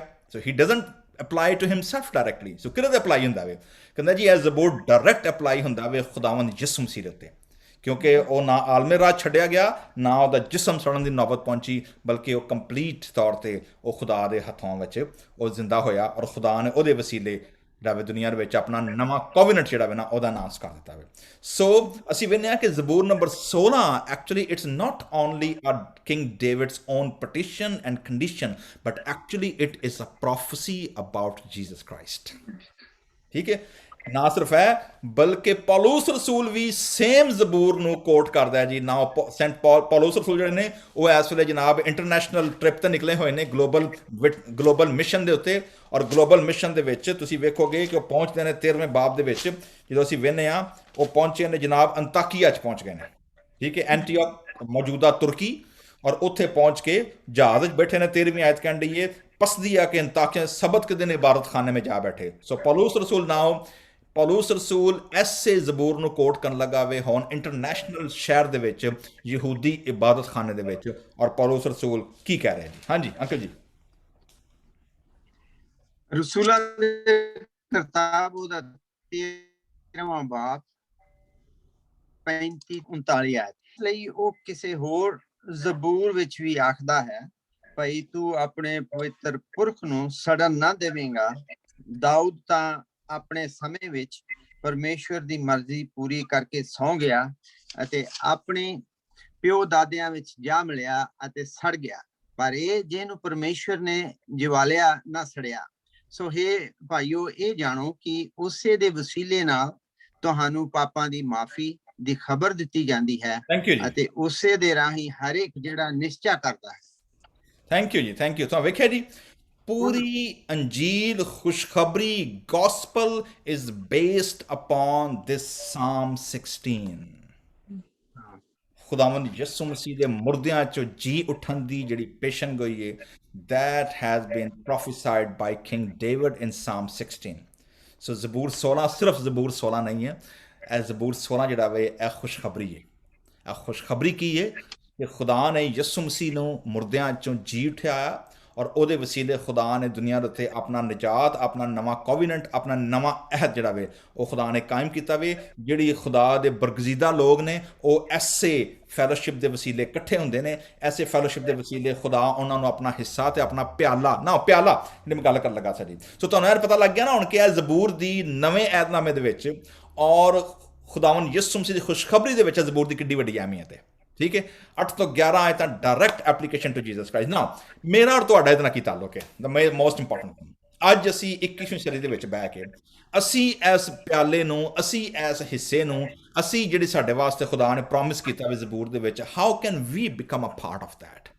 ਠੀਕ ਹੈ ਜੀ ਮੇਰੇ ਜੀਜ਼ੋ, ਉਹ ਅਸੀਂ ਉਦੋਂ ਬਣਨੇ ਆ ਜਦੋਂ ਅਸੀਂ ਖੁਦਾਵੰਦ ਯਿਸੂ ਮਸੀਹ ਦੇ ਦਿੱਤੇ ਗਏ ਸਾਕਰਾਮੈਂਟ ਆਖਰੀ ਅਸ਼ਾਇ ਰਬਾਨੀ ਦੇ ਵਿੱਚ ਜਦੋਂ ਅਸੀਂ ਕੀ ਹੁੰਦੇ ਆ ਸ਼ਾਮਲ ਹੁੰਦੇ, ਜਦੋਂ ਖੁਦਾਵੰਦ ਦੀ ਮੇਜ਼ ਦੇ ਕੋਲ ਹੁੰਦੇ ਆ, ਜਦੋਂ ਅਸੀਂ ਯਿਸੂ ਮਸੀਹ ਦੇ ਬਹਾਏ ਗਏ ਲਹੂ ਨੂੰ ਜਦੋਂ ਅਸੀਂ ਲੈਂਦੇ ਆ, ਤੇ ਮੇਰੇ ਜੀਜ਼ੋ because that is the new covenant ਜਿਹੜਾ ਯਿਸੂ ਮਸੀਹ ਨੇ ਕਾਇਮ ਕੀਤਾ ਸੀ। ਇਹ ਨਵਾਂ ਕੋਵੈਨੈਂਟ ਜਿਹੜਾ ਵੇ ਈਦ ਫਸਾ ਦੇ ਮੌਕੇ ਤੇ ਯਿਸੂ ਮਸੀਹ ਨੇ ਜਦੋਂ ਪੇਸ਼ ਕੀਤਾ ਵੇ, ਤੁਸੀਂ ਵੇਖੋਗੇ ਕਿ ਪਿਆਲਾ ਜਿਹੜਾ ਵੇ ਕੱਪ ਖੁਦਾਵੰਦ ਯਿਸੂ ਮਸੀਹ ਨੇ ਪਿਆਲਾ ਯੂਜ਼ ਕੀਤਾ ਵੇ। ਅਸੀਂ ਜਦੋਂ ਪੜ੍ਹਦੇ ਹਾਂ ਸਾਨੂੰ ਇੰਝ ਲੱਗਦਾ ਵੇ ਕਿ ਇੱਕ ਹੀ ਪਿਆਲਾ ਸੀ, ਲੇਕਿਨ ਐਕਚੁਅਲੀ ਓਰੀਜਨਲ ਹਿਬਰੂ ਕੌਨਟੈਕਸਟ ਦੇ ਵਿੱਚ ਜਦੋਂ ਈਦ ਫਸਾ ਮਨਾਈ ਜਾਂਦੀ ਸੀ 4 ਪਿਆਲੇ ਹੁੰਦੇ ਹਨ।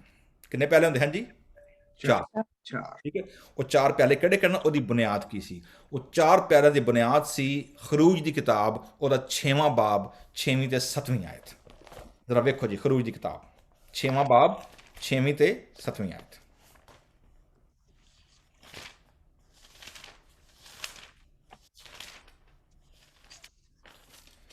ਛੇ ਬਾਅਦ ਪੜ੍ਹਨ ਲੱਗਾ ਜੀ ਮੈਂ ਤੁਹਾਡੇ ਸਾਹਮਣੇ 6ਵੀਂ ਤੇ 7ਵੀਂ ਆਇਤ। ओके जी। और मैं तुमको सो बनी इसराइल से क्या मैं खुदावंद हूं। नंबर 1 पहला प्याला, मैं तुमको मिस्रियों के बोझ के नीचे से क्या करूंगा? निकालूंगा। That is kiddush, that is a cup of kiddush, sanctification. I will separate you, मैं तुम कड्डांगा उन्हां दे विचों। ठीक है। नंबर 2, मैं तुमको उनकी गुलामी से क्या कराऊंगा? आजाद कराऊंगा। द कप ऑफ डिलीवरेंस, मैं तुहानू की करांगा? आजाद करवा दांगा, डिलीवर करावांगा। नंबर 3, मैं अपना हाथ बढ़ाकर उनको बड़ी बड़ी सजाएं देकर तुमको क्या दूंगा, रिहाई दूंगा, रिडीम करांगा मैं ਤੁਹਾਨੂੰ, redemption, I will redeem you, और मैं तुमको ले लूंगा, I will make you my own, और ताकि तुम मेरी कौम बन जाओ और मैं तुम्हारा क्या हूंगा, खुदा हूंगा। And then you will praise me, जो मेरे हो जाओगे फिर की करोगे, मेरा नाम लवोगे, फिर तुम मेरी ताजीम करोगे, ठीक है। And that is cup of hallel, cup of praise, ठीक है जी। सो कितने कप ने जी, 4 कप। पहला cup, I will bring you out, cup of sanctification, the cup of deliverance number 2, the cup of redemption and the cup of praise, ठीक है। सो ਹੁੰਦਾ ਕੀ ਸੀ, ਜਦੋਂ ਬਹਿੰਦੇ ਹਨ ਸ਼ਾਇਰਬਾਨੀ ਖਾਣ ਲਈ ਔਰ ਈਦ ਫਸਾ ਨੂੰ ਯਾਦ ਕਰਦੇ ਹਨ, ਮਿਸਰੀ ਗੁਲਾਮੀ ਦੇ ਵਿੱਚੋਂ ਨਿਕਲਣ ਦੀ ਈਦ ਜਦੋਂ ਯਾਦ ਕਰਦੇ ਹਨ, ਤੇ ਜਦੋਂ ਸਟੋਰੀ ਦੁਹਰਾਈ ਜਾਂਦੀ ਸੀ ਤੇ ਤੁਸੀਂ ਵੇਖੋਗੇ ਖੁਦਾਵੰਦ ਯਿਸੂ ਮਸੀਹ ਨੇ ਜਦੋਂ ਲੂਕਾ ਇੰਜੀਲ 22 ਬਾਬ ਪੜ੍ਹਨੇ ਆ, ਜ਼ਰਾ ਲੂਕਾ 22 ਕੱਢੋ ਜੀ ਜ਼ਰਾ, so you will find out ਕਿ ਐਕਚੁਅਲੀ ਇਹ 4 ਪਿਆਲਿਆਂ ਦਾ ਕੰਮ ਕੀ ਹੁੰਦਾ ਸੀ। ਲੂਕਾ 22 ਬਾਬ ਔਰ ਉਹਦੀ 17ਵੀਂ ਆਇਤ ਦੇ ਵਿੱਚ ਅਸੀਂ ਪੜ੍ਹਦੇ ਹਾਂ, ਫਿਰ ਉਸਨੇ ਪਿਆਲਾ ਲੇਕਰ ਸ਼ੁਕਰ ਕੀਆ, okay, that is the first cup of thanksgiving, ठीक है। उसने प्याला लेकर की कीता, शुक्र किया और कहा इसको लेकर आपस में बांट लो, share among you, that is the first cup, ठीक है। नंबर 2 ਜਿਹੜਾ ਹੁੰਦਾ ਸੀ, that was the cup of misery, ਯਾਨੀ ਉਹ ਯਾਦ ਕਰਦੇ ਹਨ ਐਫਲਿਕਸ਼ਨ ਨੂੰ, ਗੁਲਾਮੀ ਨੂੰ, ਕੜਵਾਹਟ ਨੂੰ ਯਾਦ ਕਰਦੇ ਹਨ, ਮਿਸਰੀ ਗੁਲਾਮੀ ਦੀ 400 ਸਾਲ ਦੀ ਗੁਲਾਮੀ ਨੂੰ। ਉਹਦੇ ਬਾਅਦ ਤੀਸਰਾ ਕੱਪ ਹੁੰਦਾ ਸੀ, ਕੱਪ ਆਫ ਬਲੈਸਿੰਗ, ठीक है। उसने प्याला लेकर की किया जी, शुक्र किया। तीसरा और पहला प्याला इंटरट्विन होंगे हैं, ठीक है, क्योंकि तुम वेखोगे कि मत्ती दी झील दे यीशु मसीह ने की किया वे कि फिर उसने जो तीसरा प्याला जो चुका ना यीशु मसीह ने, ठीक है, वो तीसरा प्याला सी जिन्होंने कहा कि देखो ये मेरे अहद का वो किए, नए अहदनामे का किए, जो तुम्हारे वास्ते बहुतों के गुनाहों की माफी के वास्ते की किया जाता वे बहाया जाता है, क्योंकि third cup was the cup of redemption, मैं तुमको क्या दूंगा, रिहाई दूंगा, okay. So that's how the whole passover transform and fulfilled in the person of Jesus Christ. और ऐ यीशु मसीह क्या कि जब कभी पियो मेरी यादगारी के लिए ऐसा ही किया। थर्ड कप ऑफ रिडेम्पशन जिन्हें यीशु मसीह ने ट्रांसफॉर्म किया to the redemption of the whole humanity, ਜਿਹੜਾ ਕੋਈ ਇਹਦੇ ਸ਼ਾਮਲ ਹੋਏਗਾ ਉਹਦੇ ਗੁਨਾਹਾਂ ਦੀ ਮਾਫੀ ਵਾਸਤੇ ਕੀ ਹੋ ਜਾਏਗਾ, ਲਹੂ ਬਹਾਰ ਹੋ ਜਾਵੇ। ਔਰ ਚੌਥਾ ਪਿਆਲਾ ਉਦੋਂ ਪੀਤਾ ਜਾਂਦਾ ਸੀ ਜਦੋਂ ਫਿਰ ਉਹ ਹੈਲਲ ਸਾਮ ਗਾਉਂਦੇ ਹਨ, ਜ਼ਬੂਰ 118 113 ਤੋਂ ਲੈ ਕੇ 118 ਜਦੋਂ ਗਾਏ ਜਾਂਦੇ ਹਨ, ਉਹ ਚੌਥਾ ਪਿਆਲਾ ਹੁੰਦਾ ਸੀ the cup of hallel, cup of praise. So ਅਸੀਂ ਤੁਸੀਂ ਜਿਹੜੇ ਮੇਰੇ ਜੀਦੋ, ਅਸੀਂ ਜਦੋਂ ਖੁਦਾਵੰਦ ਦੇ ਪਿਆਲੇ ਸ਼ਾਮਲ ਹੁੰਦੇ ਆ, ਜਿਹੜਾ ਕਿ ਕੱਪ ਆਫ ਥੈਂਕਸਗਿਵਿੰਗ ਹੈ, ਕੱਪ ਆਫ ਬਲੈਸਿੰਗ ਜਿਹੜਾ ਵੇ ਉਸ ਜਦੋਂ ਸ਼ਾਮਲ ਹੁੰਦੇ ਆ, ਤੇ ਅਸੀਂ ਖੁਦਾ ਦੇ ਮੇਜ਼ ਔਰ ਉਸ ਮਿਰਾਸ ਔਰ ਉਸ ਖੁਦਾ ਦੇ ਕੀ ਵਾਅਦੇ ਵਿੱਚ ਕੀ ਹੋ ਜਾਂਦੇ ਆ, we are invited to participate. That's why Paulus ਰਸੂਲ ਜਦੋਂ ਵਾਰਨਿੰਗ ਦਿੰਦਾ ਵੇ ਨਾ, so that's the last reference. Paulus ਰਸੂਲ ਕਰੰਥਸ ਦੀ ਕਲੀਸਿਆ ਦੇ ਵਿੱਚ ਤੁਸੀਂ ਵੇਖੋਗੇ ਜਦੋਂ ਉਹ ਪਹਿਲਾ ਕਰੰਥੀਓਂ ਔਰ ਉਹਦੇ 10ਵੇਂ ਤੇ 11ਵੇਂ ਬਾਬ ਦੇ ਵਿੱਚ ਜਦੋਂ ਉਹ ਵਾਰਨਿੰਗ ਦਿੰਦਾ ਵੇ ਨਾ ਕਲੀਸਿਆ ਨੂੰ, ਤੇ ਕੀ ਕਹਿੰਦਾ ਵੇ, ਅਗਰ ਤੁਸੀਂ ਕੱਢੋਗੇ 10ਵਾਂ ਬਾਬ तो इतने वेखोगे जी, कह रहा जी 14वीं आयत तो, इस सबब से है प्यारो बुत परस्ती से भागो, मैं अकलमंद जानकर तुमसे कलाम करता हूं, जो मैं कहता हूं तुम आप परखो, परखो डिसर्न करो, की परखो, वो बरकत का प्याला जिस पर हम क्या चाहते हैं, बरकत चाहते हैं, क्या मसीह के खून की शराकत नहीं, इजंट इट कोइनोनिया, ਅਸੀਂ ਸ਼ਰੀਕ ਨਹੀਂ ਹੋ ਜਾਂਦੇ ਮਸੀਹ ਦੇ ਬਲੱਡ ਦੇ ਵਿੱਚ ਜਦੋਂ ਅਸੀਂ ਬਰਕਤ ਦਾ ਪਿਆਲਾ ਲੈਂਦੇ ਆ, ਅਸੀਂ ਉਸ ਅਹਿਦ ਦੇ ਵਿੱਚ ਕੀ ਹੋ ਜਾਂਦੇ ਆ, ਵੀ ਇਨਗ੍ਰੇਵ, ਅਸੀਂ ਉਹਦੇ ਵਿੱਚ ਸ਼ਾਮਲ ਹੋ ਜਾਂਦੇ ਆ। ਕੀ ਕਹਿ ਰਿਹਾ ਜੀ, ਬਸ ਕੀ ਕਹਿੰਦਾ ਜੀ, ਕੀ ਆਇਤ ਕਹਿ ਰਿਹਾ, तुम खुदावन के प्याले और शयातीन के प्याले दोनों से पी नहीं सकते, खुदावन के दस्तरखान और शयातीन के दस्तरखान दोनों पर शरीक नहीं हो सकते, सेपरेटेड, बरगजीदा, चोजन वन, मिरास, प्याला, खुदावन यीशु मसीह दे बदन नूं खुदा ने मुर्दियां चों जी उठिया, ਅਸੀਂ ਜਦੋਂ ਯਿਸੂ ਮਸੀਹ ਦੇ ਬਦਨ 'ਚ ਸ਼ਾਮਲ ਹੋਣੇ ਬਤੌਰ ਕਲੀਸਿਆ, ਸਾਡੇ ਨਾਲ ਵੀ ਪ੍ਰੋਮਿਸ ਹੈ ਵੇ ਕਿ ਜਿਵੇਂ ਯਿਸੂ ਮਸੀਹ ਮੁਰਦਿਆਂ 'ਚੋਂ ਜੀ ਉੱਠਿਆ ਵੇ, ਉਹਦੀ ਜਿਹੜੇ ਮਸੀਹ ਦੀ ਕਲੀਸਿਆ ਬਰਗਜ਼ੀਦਾ ਲੋਕ ਨੇ ਉਹ ਵੀ ਮੁਰਦਿਆਂ 'ਚੋਂ ਕੀ ਹੋਣਗੇ? ਜੀ ਉੱਠਣਗੇ। That is the promise, that is the ਮਿਰਾਸ, and that is the pleasure of God's people। ਖੁਦਾਵੰਦ ਸਾਨੂੰ ਸਾਰਿਆਂ ਨੂੰ ਨਾ ਸਿਰਫ ਹੈ ਕਿ ਖੁਦਾ ਦੇ ਬਰਗਜ਼ੀਦਾ ਲੋਕਾਂ ਦੇ ਨਾਲ ਰਲਣ ਮਿਲਣ ਦੀ, ਇਬਾਦਤ ਕਰਨ ਦੀ, ਉਹਨਾਂ ਦੇ ਨਾਲ ਉੱਠਣ ਬਹਿਣ ਦੀ, ਉਹਨਾਂ ਦੇ ਨਾਲ ਖੁਦਾ ਦੇ ਕਲਾਮ ਨੂੰ ਸਿੱਖਣ ਸੁਣਨ ਦੀ ਖੁਦਾ ਦੀ ਹਮਦ ਸਤਾਇਸ਼ ਤੌਫੀਕ ਦੇ, ਬਲਕਿ ਖੁਦਾਵੰਦ ਸਾਨੂੰ ਤੌਫੀਕ ਦੇ ਕਿ ਅਸੀਂ ਦੁਨੀਆ ਦੇ ਵਿੱਚ ਯਿਸੂ ਮਸੀਹ ਦੀ ਖੁਸ਼ਖਬਰੀ ਨੂੰ ਫੈਲਾਉਣ ਵਾਲੇ ਬਣੀਏ। ਖੁਦਾਵੰਦ ਸਾਨੂੰ ਸਾਰਿਆਂ ਨੂੰ ਜ਼ਬੂਰ 16 ਦੇ ਵਸੀਲੇ ਬਰਕਤ ਦੇ। ਆਮੀਨ ਆਮੀਨ ਆਮੀਨ। ਥੈਂਕ ਯੂ ਪਾਸਟਰ ਜੀ। ਮੈਂ ਹੁਣ ਇਨਵਾਈਟ ਕਰਾਂਗੀ ਅੰਕਲ ਜੋਸ਼ੂਆ ਨੂੰ ਕਿ ਉਹ ਆਪਣੇ ਸਵਾਲ, ਆਪਣੇ ਕਮੈਂਟਰੀ ਸਾਡੇ ਸਾਰਿਆਂ ਨਾਲ ਸ਼ੇਅਰ ਕਰਨ।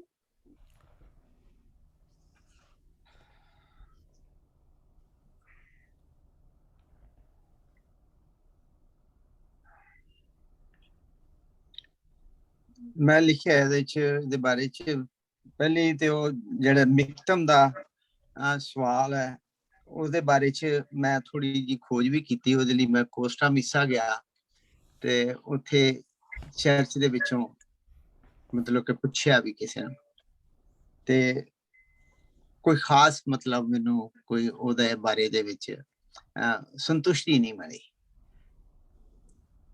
ਤੇ ਮੈਂ ਜੋ ਵੀ ਉੱਥੇ ਕੋਈ ਕਿਤਾਬ ਸੀ ਉਹਦੇ ਵਿੱਚੋਂ ਜਿਸ ਤਰ੍ਹਾਂ ਮੈਂ ਲਿਆ ਵਾ ਉਹਦੇ ਚ ਸੀ ਜੀ, joy and benefit of life lived in a companionship with God. We enjoy these benefits now and eternally. Miktam comes from a term that may mean to cover. It could mean covering of lips, a silent prayer that someone might be covered with a protection. The miktam may means a psalm of atonement. ਤੇ ਜਿਹੜੀ 16 ਜ਼ਬੂਰ ਦੀ 7ਵੀਂ ਤੇ 8ਵੀਂ ਆਇਤ ਹੈ ਉਹਦੇ ਚੋਂ ਮੈਨੂੰ ਜਿਹੜੀਆਂ ਚੀਜ਼ਾਂ ਸੀ ਬੜੀਆਂ ਅੱਛੀਆਂ ਲੱਗੀਆਂ ਕਿ ਖੁਦਾ ਦੇ ਵਿੱਚ ਸਾਨੂੰ ਰਹਿਣਾ ਚਾਹੀਦਾ ਤੇ ਜਿਹੜੀਆਂ ਜਦੋਂ ਵੀ ਅਸੀਂ ਕੋਈ ਆਪਣੀਆਂ ਜ਼ਰੂਰਤਾਂ ਜਿਹੜੀਆਂ ਨੇ ਉਹ ਨਾ ਤੇ ਪਹਿਲਾਂ ਅਸੀਂ ਖੁਦਾ ਦੇ ਨਾਲ ਕੋਈ ਜ਼ਿਕਰ ਕਰਦੇ ਹਾਂ ਉਹਦੇ ਬਾਰੇ ਚ, ਜਦੋਂ ਸੋਚ ਲੈਂਦੇ ਹਾਂ ਕਹਿ ਕੇ ਫਿਰ ਕਹਿੰਦੇ ਹਾਂ ਖੁਦਾਵੰਦਾ ਤੂੰ ਸਾਨੂੰ ਇਹ ਚੀਜ਼ਾਂ ਦੇ, ਉਦੋਂ ਪਹਿਲਾਂ ਨਹੀਂ ਅਸੀਂ ਆਪਣੇ ਆਪ ਚ ਖੁਦਾ ਨੂੰ ਕਦੀ ਵੀ ਉਹਦੀ ਬਾਰੇ ਉਹਨੂੰ ਨਹੀਂ ਕਹਿੰਦੇ। It is human nature to make our own plans and then ask God to bless them. Instead, we should seek God's will first by constantly thinking about the Lord and his way of living.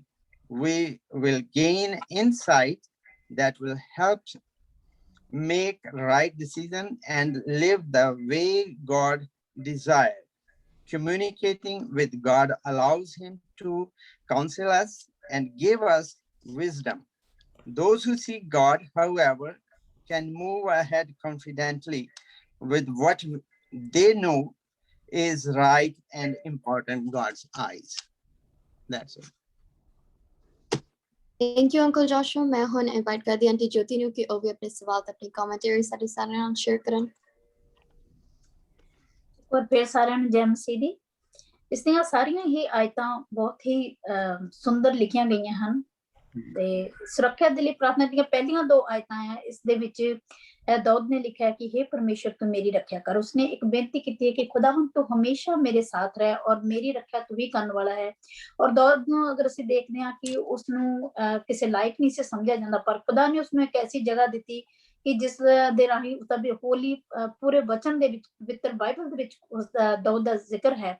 ਔਰ ਖਾਸ ਕਰਕੇ ਜ਼ਬੂਰਾਂ ਦੇ ਵਿੱਚ ਜੋ ਬਹੁਤ ਸਾਰੇ ਜ਼ਬੂਰ ਹਨ ਉਸਨੇ ਲਿਖੇ। ਔਰ ਜੋ ਚੀਜ਼ ਸਾਨੂੰ ਅਸੀਂ ਕਿਸੇ ਨੂੰ ਸੋਚਦੇ ਹਾਂ ਕਿ ਇਹ ਕਾਬਿਲ ਨਹੀਂ ਹੈ, ਪਰ ਖੁਦਾਵੰਦ ਉਸਨੂੰ ਉੱਪਰ ਉਠਾਉਂਦਾ ਹੈ ਔਰ ਖੁਦਾਵੰਦ ਹੀ ਨੇ ਜਿਸਨੂੰ ਚੁਣਨਾ ਹੈ ਉਸਨੂੰ ਚੁਣਦਾ ਹੈ। ਔਰ ਉਸਨੇ ਇਸ ਦੀ ਜਿਹੜੀ 5 ਆਇਤ ਹੈ, ਪ੍ਰਭੂ ਤੂੰ ਮੇਰਾ ਠਹਿਰਾਇਆ ਵਿਰਸਾ ਹੈ, ਤੇਰੇ ਤੋਂ ਹੀ ਮੇਰੀ ਹਰ ਲੋੜ ਪੂਰੀ ਹੁੰਦੀ ਹੈ। ਇਸੇ ਤਰ੍ਹਾਂ ਸਾਡੀਆਂ ਵੀ ਹਰ ਜ਼ਰੂਰਤ ਖੁਦਾਵੰਦ ਤੋਂ ਹੀ ਪੂਰੀਆਂ ਹੁੰਦੀਆਂ ਹਨ। ਅਸੀਂ ਜਦੋਂ ਪ੍ਰਾਰਥਨਾ ਕਰਦੇ ਹਾਂ, ਜਦੋਂ ਸਾਨੂੰ ਕੁਝ ਚਾਹੀਦਾ ਹੈ, ਲੋਕਾਂ ਦੇ ਕੋਲ ਅਸੀਂ ਮਦਦ ਲੈ ਸਕਦੇ ਹਾਂ, ਪਰ ਜੋ ਜ਼ਰੂਰਤ ਪ੍ਰਭੂ ਨੇ ਸਾਡੀ ਪੂਰੀ ਕਰਨੀ ਹੈ ਉਹ ਅਗਰ ਅਸੀਂ ਖੁਦਾ ਦੇ ਅੱਗੇ ਰੱਖਦੇ ਹਾਂ ਆਪਣੀਆਂ ਪ੍ਰਾਰਥਨਾਵਾਂ, ਪ੍ਰਭੂ ਸਾਡੀ ਹਰ ਇੱਕ ਜ਼ਰੂਰਤ ਨੂੰ ਦੇਖਦਾ ਹੈ। ਉਹ ਕਦੀ ਵੀ ਸਾਨੂੰ ਉਸ ਦੁੱਖ ਦੇ ਵਿੱਚ ਨਹੀਂ ਪੈਣ ਦਿੰਦਾ ਅਗਰ ਸਾਡੇ ਤੋਂ ਕੋਈ ਆ ਵੀ ਜਾਂਦਾ ਹੈ। ਪਰ ਖੁਦਾਵੰਦ ਸਾਨੂੰ ਹਮੇਸ਼ਾ ਅਗਰ ਅਸੀਂ ਆਪਣੇ ਦਿਲੋਂ ਪ੍ਰਭੂ ਦੇ ਨਾਲ, ਪ੍ਰਭੂ ਦੇ ਲੋਕਾਂ ਦੇ ਨਾਲ ਰਹਿੰਦੇ ਹਾਂ, ਪ੍ਰਭੂ ਦੇ ਨਾਲ ਹਮੇਸ਼ਾ ਸਾਡਾ ਇੱਕ ਕੰਟੈਕਟ ਬਣਿਆ ਰਹਿੰਦਾ ਹੈ। ਅਸੀਂ ਪਵਿੱਤਰ ਵਚਨ ਦੇ ਰਾਹੀਂ ਖੁਦਾਵੰਦ ਨੂੰ ਜਾਣ ਸਕਦੇ ਹਾਂ ਕਿ ਪ੍ਰਭੂ ਦੀ ਬਾਣੀ ਦੇ ਵਿੱਚ ਕਿਸ ਤਰ੍ਹਾਂ ਲਿਖਿਆ ਹੋਇਆ ਜੋ ਦਾਊਦ ਦੇ ਜ਼ਬੂਰ ਹਨ, ਉਹ ਜ਼ਬੂਰ ਅਗਰ ਹੋ ਸਕੇ ਤਾਂ ਸਾਰੇ ਹੀ ਮੈਂ ਚਾਹੁੰਦੀ ਹਾਂ ਕਿ ਜਿੰਨੇ ਵੀ ਲੋਕ ਸਾਨੂੰ ਦੇਖਣ ਜ਼ਬੂਰ ਪੜ੍ਹੋ, ਉਹਨਾਂ ਦੇ ਵਿੱਚ ਸਾਨੂੰ ਬਹੁਤ ਕੁਝ ਸਿੱਖਣ ਨੂੰ ਮਿਲਦਾ ਹੈ। ਬਹੁਤ ਸਾਰੀਆਂ ਆਪਣੀ ਸੁਰੱਖਿਅਤ ਲਈ, ਆਪਣੀ ਮਿਹਨਤਾਂ ਦੀਆਂ ਫਰਿਆਦਾਂ, ਜਦੋਂ ਵੀ ਅਸੀਂ ਨਿਰਾਸ਼ ਵੀ ਹੁੰਦੇ ਹਾਂ ਤਾਂ ਖੁਦਾਵੰਦ ਦੇ ਜੋ ਵਚਨ ਦੇ ਵਿੱਚ ਦਾਊਦ ਦੇ ਜ਼ਬੂਰ ਹਨ ਸਾਨੂੰ ਬਹੁਤ ਹਿੰਮਤ ਤੇ ਤਸੱਲੀ ਦਿੰਦੇ ਹਨ। ਔਰ ਇਸ ਦੇ ਵਿੱਚ ਜੋ ਜਿਹੜੀ ਆਇਤ ਹੈ ਕਿ ਮੈਂ ਖੁਦਾਵੰਦ ਦੇ ਲੋਕਾਂ ਦੇ ਨਾਲ ਖੁਸ਼ ਰਹਿਣਾ, ਇਸੇ ਤਰ੍ਹਾਂ ਸਾਡਾ ਵੀ ਇਸ ਤਰ੍ਹਾਂ ਹੋਣਾ ਚਾਹੀਦਾ ਹੈ ਕਿ ਪ੍ਰਭੂ ਦੇ ਲੋਕਾਂ ਦੇ ਨਾਲ ਹਮੇਸ਼ਾ ਗੱਲਬਾਤ ਕਰੋ, ਉਹਨਾਂ ਨਾਲ ਚੰਗੀ ਤਰ੍ਹਾਂ ਪ੍ਰਭੂ ਦੇ ਵਚਨ ਨੂੰ ਸੁਣੋ, ਪੜ੍ਹੋ ਔਰ ਸਮਝੋ। ਅਗਰ ਕੁਝ ਨਹੀਂ ਪਤਾ ਲੱਗਦਾ ਤੇ ਖੁਦਾਵੰਦ ਦੇ ਬਹੁਤ ਸਾਰੇ ਲੋਕ ਹਨ ਜੋ ਸਾਨੂੰ ਚੰਗਾ ਵਚਨ ਸੁਣਾਉਂਦੇ ਹਨ। ਇਸ ਤਰ੍ਹਾਂ ਪਾਸਟਰ ਜੀ ਹੈ, ਸਾਨੂੰ ਬਹੁਤ ਸਾਰੀਆਂ ਗੱਲਾਂ ਇਸ ਜ਼ਬੂਰਾਂ ਦੇ ਵਿੱਚੋਂ ਨਹੀਂ ਸੀ ਪਤਾ, ਪਰ ਹੁਣ ਉਹ ਆਹਿਸਤਾ ਆਹਿਸਤਾ ਜਦੋਂ ਖੁਦਾਵੰਦ ਦੇ ਲੋਕ, ਖੁਦਾ ਦੇ ਦਾਸ ਸਾਨੂੰ ਦੱਸਦੇ ਆ ਤੇ ਸਾਨੂੰ ਉਹਨਾਂ ਦੇ ਵਿੱਚ ਪਤਾ ਲੱਗਦਾ ਹੈ। ਬਹੁਤ ਵਧੀਆ ਇੱਕ ਟੌਪਿਕ ਹੈ ਕਿ ਜ਼ਬੂਰਾਂ ਦੇ ਵਿੱਚ ਕਦੀ ਕਿਸੇ ਨੇ ਇੰਨਾ ਕੁਝ ਖਾਸ ਗੱਲ ਨਹੀਂ ਕੀਤੀ, ਪਰ ਜਦੋਂ ਹੁਣ ਅਸੀਂ ਪੜ੍ਹਦੇ ਹਾਂ ਤਾਂ ਸਾਨੂੰ ਪਤਾ ਲੱਗਦਾ ਕਿ ਕਿੰਨੀ ਡੂੰਘਾਈ ਵਾਲੀਆਂ ਇਹ ਗੱਲਾਂ ਹਨ ਜਿਹੜੀਆਂ ਅਸੀਂ ਕਦੀ ਸੋਚੀਆਂ ਨਹੀਂ ਸੀ। ਔਰ ਪ੍ਰਭੂ ਦੇ ਵਿੱਚ ਹਮੇਸ਼ਾ ਬਣੇ ਰਹੋ, ਪ੍ਰਭੂ ਦਾ ਵਚਨ ਪੜ੍ਹੋ, ਪ੍ਰਭੂ ਦੇ ਪਿੱਛੇ ਲੱਗੋ, ਪ੍ਰਭੂ ਦੇ ਲੋਕਾਂ ਦੇ ਨਾਲ, ਜੋ ਖੁਦਾਵੰਦ ਦੇ ਲੋਕ ਹਨ ਉਹਨਾਂ ਦੇ ਨਾਲ ਗੱਲਬਾਤ ਕਰੋ। ਔਰ ਜੋ ਜ਼ਰੂਰਤਾਂ ਖੁਦਾਵੰਦ ਤੁਹਾਡੀਆਂ ਪੂਰੀਆਂ ਕਰ ਸਕਦਾ ਉਹ ਦੂਸਰਾ ਜਣਾ ਕੋਈ ਨਹੀਂ ਕਰ ਸਕਦਾ। ਪ੍ਰਭੂ ਦੇ ਅੱਗੇ ਹਮੇਸ਼ਾ ਆਪਣੇ ਆਪ ਨੂੰ ਨਮਰ ਕਰੋ, ਉਸਦੀ ਪ੍ਰਾਰਥਨਾ ਦੇ ਵਿੱਚ ਲਾਓ। ਬੇਸ਼ੱਕ ਜਿੰਨੇ ਵੀ ਅਸੀਂ ਮਰਜ਼ੀ ਬਿਜ਼ੀ ਹੋਈਏ, ਦਾਊਦ ਨੇ ਕਿੰਨਾ ਟਾਈਮ ਕੱਢਿਆ ਇਹਨਾਂ ਗੱਲਾਂ ਦੇ ਵਿੱਚ, ਜਦੋਂ ਕਿ ਉਸ ਵਕਤ ਕੁਝ ਵੀ ਨਹੀਂ ਸੀ, ਪਰ ਉਸਨੇ ਆਪਣੇ ਹੱਥ ਦੇ ਨਾਲ ਕਿੰਨਾ ਕੁਝ ਲਿਖ ਕੇ ਸਾਡੇ ਲਈ ਛੱਡਿਆ ਜੋ ਪ੍ਰਭੂ ਦੇ ਵਚਨ ਦੇ ਵਿੱਚ ਛਿਪਿਆ। ਔਰ ਸਾਡੇ ਲਈ ਅੱਜ ਉਹ ਇੱਕ ਤਸੱਲੀ ਹੈ, ਇੱਕ ਸਾਡਾ ਈਮਾਨ ਹੈ ਕਿ ਅਸੀਂ ਖੁਦਾਵੰਦ ਦੇ ਅੱਗੇ ਜਦੋਂ ਪ੍ਰਾਰਥਨਾ ਕਰਦੇ ਹਾਂ ਤੇ ਖੁਦਾਵੰਦ ਸਾਡੀਆਂ ਜ਼ਰੂਰਤਾਂ ਨੂੰ ਜ਼ਰੂਰ ਪੂਰਾ ਕਰਦਾ ਹੈ ਔਰ ਸੁਣਦਾ ਹੈ। ਆਮੀਨ। ਆਮੀਨ। ਥੈਂਕ ਯੂ ਆਂਟੀ ਜੋਤੀ। ਹੁਣ ਮੈਂ ਇਨਵਾਈਟ ਕਰਦੀ ਹਾਂ ਅੰਕਲ ਕਾਸ਼ਿਫ ਨੂੰ ਕਿ ਉਹ ਵੀ ਸਾਡੇ ਨਾਲ ਆਪਣਾ ਰਿਫਲੈਕਸ਼ਨ ਸ਼ੇਅਰ ਕਰਨ ਤੇ ਨਾਲ ਉਹ ਸਾਨੂੰ ਇਸ ਜ਼ਬੂਰ ਦਾ ਪਹਿਲਾ ਤੇ ਦੂਸਰਾ ਹਿੱਸਾ ਗਾ ਕੇ ਸੁਣਾਉਣਗੇ।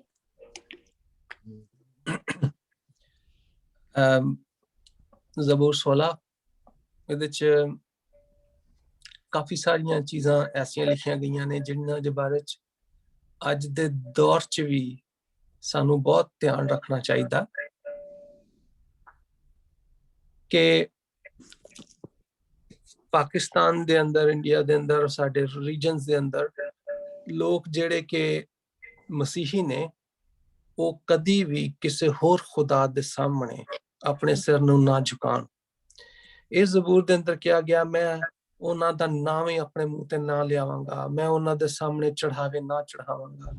ਆਪਣੀ ਰੋਜ਼ ਦੀ ਰਵਿਸ਼ ਦੇ ਅੰਦਰ, ਆਪਣੇ ਮਾਹੌਲ ਦੇ ਅੰਦਰ ਲੋਕ ਇਹ ਭੁੱਲ ਜਾਂਦੇ ਨੇ ਕਦੀ ਕਦੀ ਕਿ ਕਿਹੜੇ ਕੰਮ ਕਰਨੇ ਚਾਹੀਦੇ ਨੇ, ਕਿਹੜੇ ਨਹੀਂ ਕਰਨੇ ਚਾਹੀਦੇ। ਕਈ ਐਸੇ ਮਸੀਹੀ ਵੀ ਹੋਣਗੇ, ਔਰ ਮੈਂ ਜਾਣਨਾ ਕਿ ਮੈਂ ਜਦੋਂ ਪਾਕਿਸਤਾਨ ਚ ਸਾਂ ਤੇ ਉਦੋਂ ਮੈਂ ਵੇਖਿਆ ਵੀ ਕਿ ਇਹਦੇ ਚ ਕੋਈ ਫਰਕ ਨਹੀਂ ਸੀ ਪੈਂਦਾ ਵੀ ਅੱਜ ਚਰਚ ਚਲੇ ਜਾਈਏ ਤੇ ਕੱਲ ਦਰਬਾਰ ਤੇ ਵੀ ਚਲੇ ਜਾਵਾਂਗੇ, ਫਲਾਣੀ ਜਗ੍ਹਾ ਤੇ ਚਾਦਰ ਚੜਾਵਾਂਗੇ ਤੇ ਉਹਦੇ ਬਾਅਦ ਫਿਰ ਚਰਚ ਵੀ ਆ ਜਾਵਾਂਗੇ। ਹਰ ਇੱਕ ਚੀਜ਼ ਜਿਹੜੀ ਹੈ ਉਹ ਗੁਨਾਹ ਇਨਸਾਨ ਦਾ ਖੁਦਾ ਦੇ ਹੁਜ਼ੂਰ ਜਾ ਕੇ ਮਾਫੀ ਹੋ ਜਾਂਦੀ ਹੈ, ਲੇਕਿਨ ਇਹ ਇੱਕ ਐਸੀ ਚੀਜ਼ ਹੈ ਜਿਹਦੇ ਬਾਰੇ ਚ ਸ਼ੁਰੂ ਤੋਂ ਕਿਹਾ ਗਿਆ ਕਿ ਇਹ ਇੱਕ ਕੰਮ ਹੈ ਜਿਹੜਾ ਖੁਦਾ ਨੂੰ ਬਿਲਕੁਲ ਪਸੰਦ ਨਹੀਂ, ਜਿਹਦੇ ਚ ਕਿ ਦੋ ਦਿਲੇ ਹੋ ਕੇ ਇੱਕ ਤੋਂ ਜ਼ਿਆਦਾ ਖੁਦਾਵੰਦ ਦੇ ਅੱਗੇ ਐਸਾ ਦਿਲ ਜਿਹੜਾ ਉਹ ਖੁਦਾ ਦੇ ਹੁਜ਼ੂਰ ਚ ਕਬੂਲ ਕਿਸ ਤਰ੍ਹਾਂ ਹੋ ਸਕਦਾ ਹੈ। ਇਸ ਲਈ ਪੂਰਾ 100% ਸਿਰਫ ਆਪਣੇ ਹੀ ਖੁਦਾਵੰਦ ਦੇ ਸਾਹਮਣੇ ਆਪਣੇ ਦਿਲ ਨੂੰ, ਆਪਣੇ ਸਿਰ ਨੂੰ ਝੁਕਾਈਏ, ਕਿਸੇ ਹੋਰ ਦੇ ਸਾਹਮਣੇ ਕਦੀ ਨਾ ਆਪਣੀ ਜ਼ਰੂਰਤ ਨੂੰ ਲੈ ਕੇ ਜਾਈਏ, ਨਾ ਇਨਸਾਨ ਦੇ ਸਾਹਮਣੇ ਤੇ ਨਾ ਹੀ ਕਿਸੇ ਹੋਰ ਖੁਦਾ ਦੇ ਸਾਹਮਣੇ। ਇਹ ਬੜੀ ਜ਼ਰੂਰੀ ਗੱਲ ਹੈ। ਕਹਿੰਦਾ ਮਲਾਉਨ ਹੈ ਉਹ ਸ਼ਖਸ ਜੋ ਇਨਸਾਨ ਪਰ ਤਵੱਕਲ ਕਰਤਾ ਹੈ, ਦਾਊਦ ਨੇ ਲਿਖਿਆ। ਤੇ ਇਸ ਵਾਸਤੇ ਖੁਦਾਵੰਦ ਦੇ ਅੱਗੇ ਸਿਰਫ ਤਵੱਕਲ ਰੱਖੀਏ, ਉਹਦੇ ਹੀ ਅੱਗੇ ਆਪਣਾ ਸਿਰ ਝੁਕਾਈਏ, ਉਹਦੇ ਹੀ ਕੋਲੋਂ ਆਪਣੀ ਉਮੀਦ ਕਰੀਏ ਤੇ ਫਿਰ ਇੰਤਜ਼ਾਰ ਕਰਕੇ ਆਪਣਾ ਈਮਾਨ ਰੱਖ ਕੇ ਜਦੋਂ ਅਸੀਂ ਦੁਆ ਕਰਨੇ ਆ ਤੇ ਉਹ ਸਾਡੇ ਕੰਮਾਂ ਨੂੰ ਪੂਰਾ ਕਰਦਾ ਹੈ। ਤੇ ਜ਼ਬੂਰ 16 ਇਹਦੇ ਦੋ ਹਿੱਸੇ ਨੇ। ਪਹਿਲਾ ਹਿੱਸਾ ਤੁਸੀਂ ਸੁਣਿਆ, ਜਿਹੜਾ ਇਹਦਾ ਦੂਸਰਾ ਹਿੱਸਾ ਹੈ, ਮੁਬਾਰਕ ਖੁਦਾਵੰਦ ਨੂੰ ਮੈਂ ਆਖਾਂਗਾ ਕਿ ਦਿੱਤੀ ਹੈ ਜਿਸ ਮੈਨੂੰ ਚੰਗੀ ਸਲਾਹ। ਤੇ ਇਹਦੀ ਮੈਂ ਟਿਊਨ ਜਿਹੜੀ ਕਿ 1908 ਚ ਛਪੀ ਸੀ ਉਹ ਗਾ ਕੇ ਸੁਣਾਵਾਂਗਾ। ਮੁਬਾਰਕ क्यों मुबारक यहोवा नू मैं आखांगा, मुबारक यहोवा नू मैं आखांगा, के दिती है जिस मैनू चंगी सलाह, के दिती है जिस मैनू चंगी सलाह, मेरे दिल नू ऐसे सबब है खुशी, है खुश मेरी इज्जत मेरा मर्तबा, मुबारक यहोवा नू मैं आखांगा, के दिती है जिस मैनू चंगी सलाह। ਇਹ ਟਿਊਨ ਹੁਣ ਮੈਂ ਜਦੋਂ ਕਿਤਾਬ ਤੋਂ ਸੁਣ ਪੜ੍ਹੀ ਤੇ ਇਹਨੂੰ ਸੌਫਟਵੇਅਰ ਦੇ ਅੰਦਰ ਕੰਪੋਜ਼ ਕੀਤਾ ਤੇ ਉਦੋਂ ਮੈਨੂੰ ਪਤਾ ਲੱਗਾ, ਲੇਕਿਨ ਜਦੋਂ ਮੇਰੇ ਕੋਲ ਇਹ ਨਹੀਂ ਸੀ ਉਦੋਂ ਪਿਛਲੇ ਸਾਲ ਮੇਰੇ ਕੋਲ ਉਰਦੂ ਜ਼ਬੂਰਾਂ ਦਾ ਇੱਕ ਕਲੈਕਸ਼ਨ ਜਿਹੜੀ ਸੀ ਉਹ ਆਈ ਸੀ ਤੇ ਉਹਦੇ 'ਚ ਮੈਂ ਇਹਦੀ ਟਿਊਨ ਆਪ ਕੰਪੋਜ਼ ਕੀਤੀ ਸੀ। ਉਰਦੂ ਦੀ ਪੰਜਾਬੀ ਦੀ ਦੋਵਾਂ ਦੀ ਮੈਂ ਇੱਕੋ ਹੀ ਰੱਖੀ ਸੀ ਤੇ ਮੈਂ ਇਹਦਾ ਜਿਹੜਾ ਉਰਦੂ ਦਾ ਵਰਜ਼ਨ ਸੀ ਉਹ ਗਾ ਕੇ ਤੁਹਾਨੂੰ ਸੁਣਾਵਾਂਗਾ, ਜਿਹੜੀ ਮੈਂ ਕੰਪੋਜ਼ ਕੀਤੀ ਸੀ। ਹੁਣ ਮੈਂ ਕੰਪੋਜ਼ ਨਹੀਂ ਕਰਦਾ ਕਿਉਂਕਿ ਜਦੋਂ ਦਾ ਐਰਿਕ ਭਾਈ ਨੇ ਜਿਹੜਾ ਤਹਲੀਮ ਰਿਸੋਰਸਿਸ ਦੀ ਸਾਈਟ ਕ੍ਰੀਏਟ ਕੀਤੀ ਉਸ ਤੋਂ ਬਾਅਦ ਮੈਂ ਕੰਪੋਜੀਸ਼ਨਾਂ ਕਰਨੀਆਂ ਛੱਡ ਦਿੱਤੀਆਂ। ਮੈਂ ਹੁਣ ਇਹਨਾਂ ਇੱਥੋਂ ਪੜ੍ਹਨਾ ਇਹ ਕੰਪੋਜ਼ ਕਰਕੇ ਤੇ ਇਹਨਾਂ ਦਾ ਮਿਊਜ਼ਿਕ ਪਾਣਾ, ਪਰ ਹੋ ਸਕਦਾ 10 ਸਾਲਾਂ ਬਾਅਦ ਜਦੋਂ ਮੇਰਾ ਕੰਮ ਮੁੱਕ ਜਾਏ ਇਹ ਸਾਰੀਆਂ ਕੰਪੋਜੀਸ਼ਨਾਂ ਮੈਂ ਸ਼ੇਅਰ ਕਰ ਲਾਂ ਤੁਹਾਡੇ ਨਾਲ, ਫਿਰ ਉਹਦੇ ਬਾਅਦ ਦੁਬਾਰਾ ਸ਼ੁਰੂ ਕਰਾਂਗਾ। ਤੇ ਇਹ ਪਿਛਲੇ ਸਾਲ ਦੀ ਕੰਪੋਜੀਸ਼ਨ ਮੈਂ ਕਰ ਰਿਹਾ ਸ਼ੇਅਰ। मुबारक कहूँगा यहोवा को मैं, मुबारक कहूँगा यहोवा को मैं, वही है सलाहकार मेरा सदा, वही है सलाहकार मेरा सदा, इसी वास्ते मेरा दिल शाद है खुश मेरी इज्जत मेरा मर्तबा, मेरे दिल नू ऐसे सबब है खुशी, है खुश मेरी इज्जत मेरा मर्तबा, मुबारक यहोवा नू मैं आखांगा, के दिती है जिस मैनू चंगी सलाह, के दिती है जिस मैनू चंगी सलाह। राग चोरकेशी। ਵਾਹ ਜੀ ਵਾਹ, ਕੀ ਬਾਤ ਹੈ ਜੀ। ਸੋ ਜੀ ਤੁਸੀਂ ਵੇਖਣ ਦੇ ਕਿੱਡੇ ਅੱਛੇ ਕੰਪੋਜ਼ਰ ਨੇ ਆ ਤੇ ਮੇਰੇ ਸਿਰ ਪਾਪ ਲਾਈ ਆਉਂਦੇ ਨੇ ਕਿ ਮੈਂ ਕਿਤਾਬ ਰਿਸੋਰਸ ਦਿੱਤੀ ਹੈ, ਕੰਪੋਜ਼ਿਸ਼ਨਾਂ ਬੰਦ ਕਰਾ ਦਿੱਤੀਆਂ, ਕੰਪੋਜ਼ਿਸ਼ਨਾਂ ਬੰਦ ਹੋ ਗਈਆਂ ਨੇ। ਮੈਨੂੰ ਨਾ ਚੌਹਾਨ ਸਾਹਿਬ ਮੇਰੇ ਤੋਂ ਇੱਕ ਵਾਕਿਆ ਯਾਦ ਆ ਗਿਆ। ਮੈਂ ਨਾ ਇੱਕ ਵਾਰ ਕੋਈ ਅੱਜ ਤੋਂ ਮੈਂ ਕਿਹਾ 15 ਸਾਲ 20 ਸਾਲ ਪੁਰਾਣੀ ਗੱਲ ਏ, ਮੈਂ ਨਾ ਕਰਾਚੀ 'ਚ ਇੱਕ ਸਾਡਾ ਇਲਾਕਾ ਵੀ ਆਜ਼ਮ ਬਸਤੀ, ਤੇ ਨਾ ਉੱਥੇ ਇੱਕ ਪ੍ਰੋਗਰਾਮ ਹੋਇਆ ਜਿੱਥੇ ਨਾ ਕੋਈ ਪੰਜਾਬ ਤੋਂ ਜਾਂ ਪਤਾ ਨਹੀਂ ਕਿਹੜੀ ਜਗ੍ਹਾ ਤੋਂ ਨਾ ਬੜਾ ਇੱਕ ਨੌਜਵਾਨ ਜਾਂ ਵਰਸ਼ਿਪ ਲੀਡਰ ਸੀ ਤੇ ਬੜਾ ਉਹਨਾਂ ਦਾ ਨਾਚ ਨਾ ਔਰ ਮਸ਼ਹੂਰੀ ਸੀ, ਬੜੇ ਲੋਕ ਉਹਨੂੰ ਬੁਲਾਉਂਦੇ ਹਨ, ਕਰਾਚੀ ਪੰਜਾਬੋਂ ਆਉਂਦਾ ਹੁੰਦਾ ਸੀ।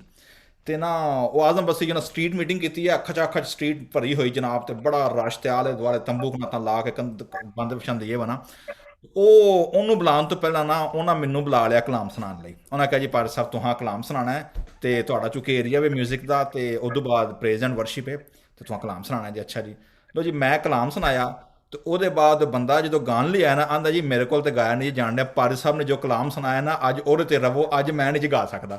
ਮੈਂ ਕਿਹਾ ਯਾਰ ਤੂੰ ਬਈ ਚੰਗਾ ਬੰਦਾ, ਆਂਦਾ ਤੁਹਾਡਾ ਕਲਾਮ ਐਡਾ ਜਾਨਦਾਰ ਐਡਾ ਪਾਵਰਫੁਲ ਸੀ ਕਿ ਮੈਨੂੰ ਨਹੀਂ ਲੱਗਦਾ ਕਿ ਅੱਜ ਇਦੋਂ ਬਾਅਦ ਕੁਝ ਹੋਰ ਹੋਣਾ ਚਾਹੀਦਾ। ਤੇ ਆਂਦਾ ਜੀ ਬਾਕੀ ਜਿਹਨੇ ਗੀਤ ਸੁਣਨੇ ਨੇ ਕੱਲ ਆਇਆ ਹੁਣ। ਤੇ ਤੁਹਾਂ ਮੈਨੂੰ ਯਾਦ ਕਰਾ ਦਿੱਤਾ ਜੀ ਕਿ ਮੈਂ ਤੁਹਾਡੀਆਂ ਕੰਪੋਜੀਸ਼ਨਾਂ ਬੰਦ ਕਰਾ ਦਿੱਤੀਆਂ। भाई चारों काशी राग बड़ा पावरफुल राग है और बल्कि मैनू जी तुही कंपोजिशन की है मैनू उस को ज़्यादा जिन्होंने कहा जाना अट्रैक्ट फैसीनेटेड करन रही है compare to the original one. ठीक है, सो ओरिजिनल वन भी वो लोगों का काम से जो गिफ्टड सन और जो तुहां काम किया तुहानू भी खुदा ने गिफ्ट दिता वे। सो मेरा मैं तो बल्कि तुहानू इनकरेज करांगा कि कैरी ऑन। लाजमी नहीं है कि असी हैरीटेज है साड़ी, ठीक है हैरीटेज होनी चाहिए है, लेकिन हैरीटेज के नाल अगे नवा काम भी होना चाहिए वे। So that's why we should carry on. Thank you. Thank you, Uncle Kashif, composition ਸਾਡੇ ਸਾਰੇ ਨਾਲ share ਕਰਨ ਲਈ। ਮੈਂ ਤੁਹਾਡੇ ਸਾਰਿਆਂ ਦਾ ਸ਼ੁਕਰ ਕਰਦੀ ਹਾਂ ਜੋ ਤੁਸੀਂ ਆਪਣੀ reflection ਸਾਡੇ ਸਾਰੇ ਨਾਲ share ਕੀਤੀ ਆ। ਤੇ ਜਿਹੜੇ ਵੀ ਸਾਡੇ viewers ਅੱਜ ਸਾਡੇ ਨਾਲ live stream ਹੋ ਕੇ ਸਾਡਾ program ਦੇਖਿਆ ਹਨ, ਸਾਨੂੰ feedback ਦਿੰਦੇ ਰਹਿੰਦੇ ਆ, ਅਸੀਂ ਤੁਹਾਡਾ feedback appreciate ਕਰਦੇ ਹਾਂ। ਅਸੀਂ ਅਗਲੇ Thursday ਇਸੇ ਤਰ੍ਹਾਂ ਮਿਲ ਕੇ ਦਾਊਦ ਦੇ ਜ਼ਬੂਰਾਂ ਤੇ ਗੌਰ ਕਰਾਂਗੇ। Thank you. Thank you ਜੀ। Thank you.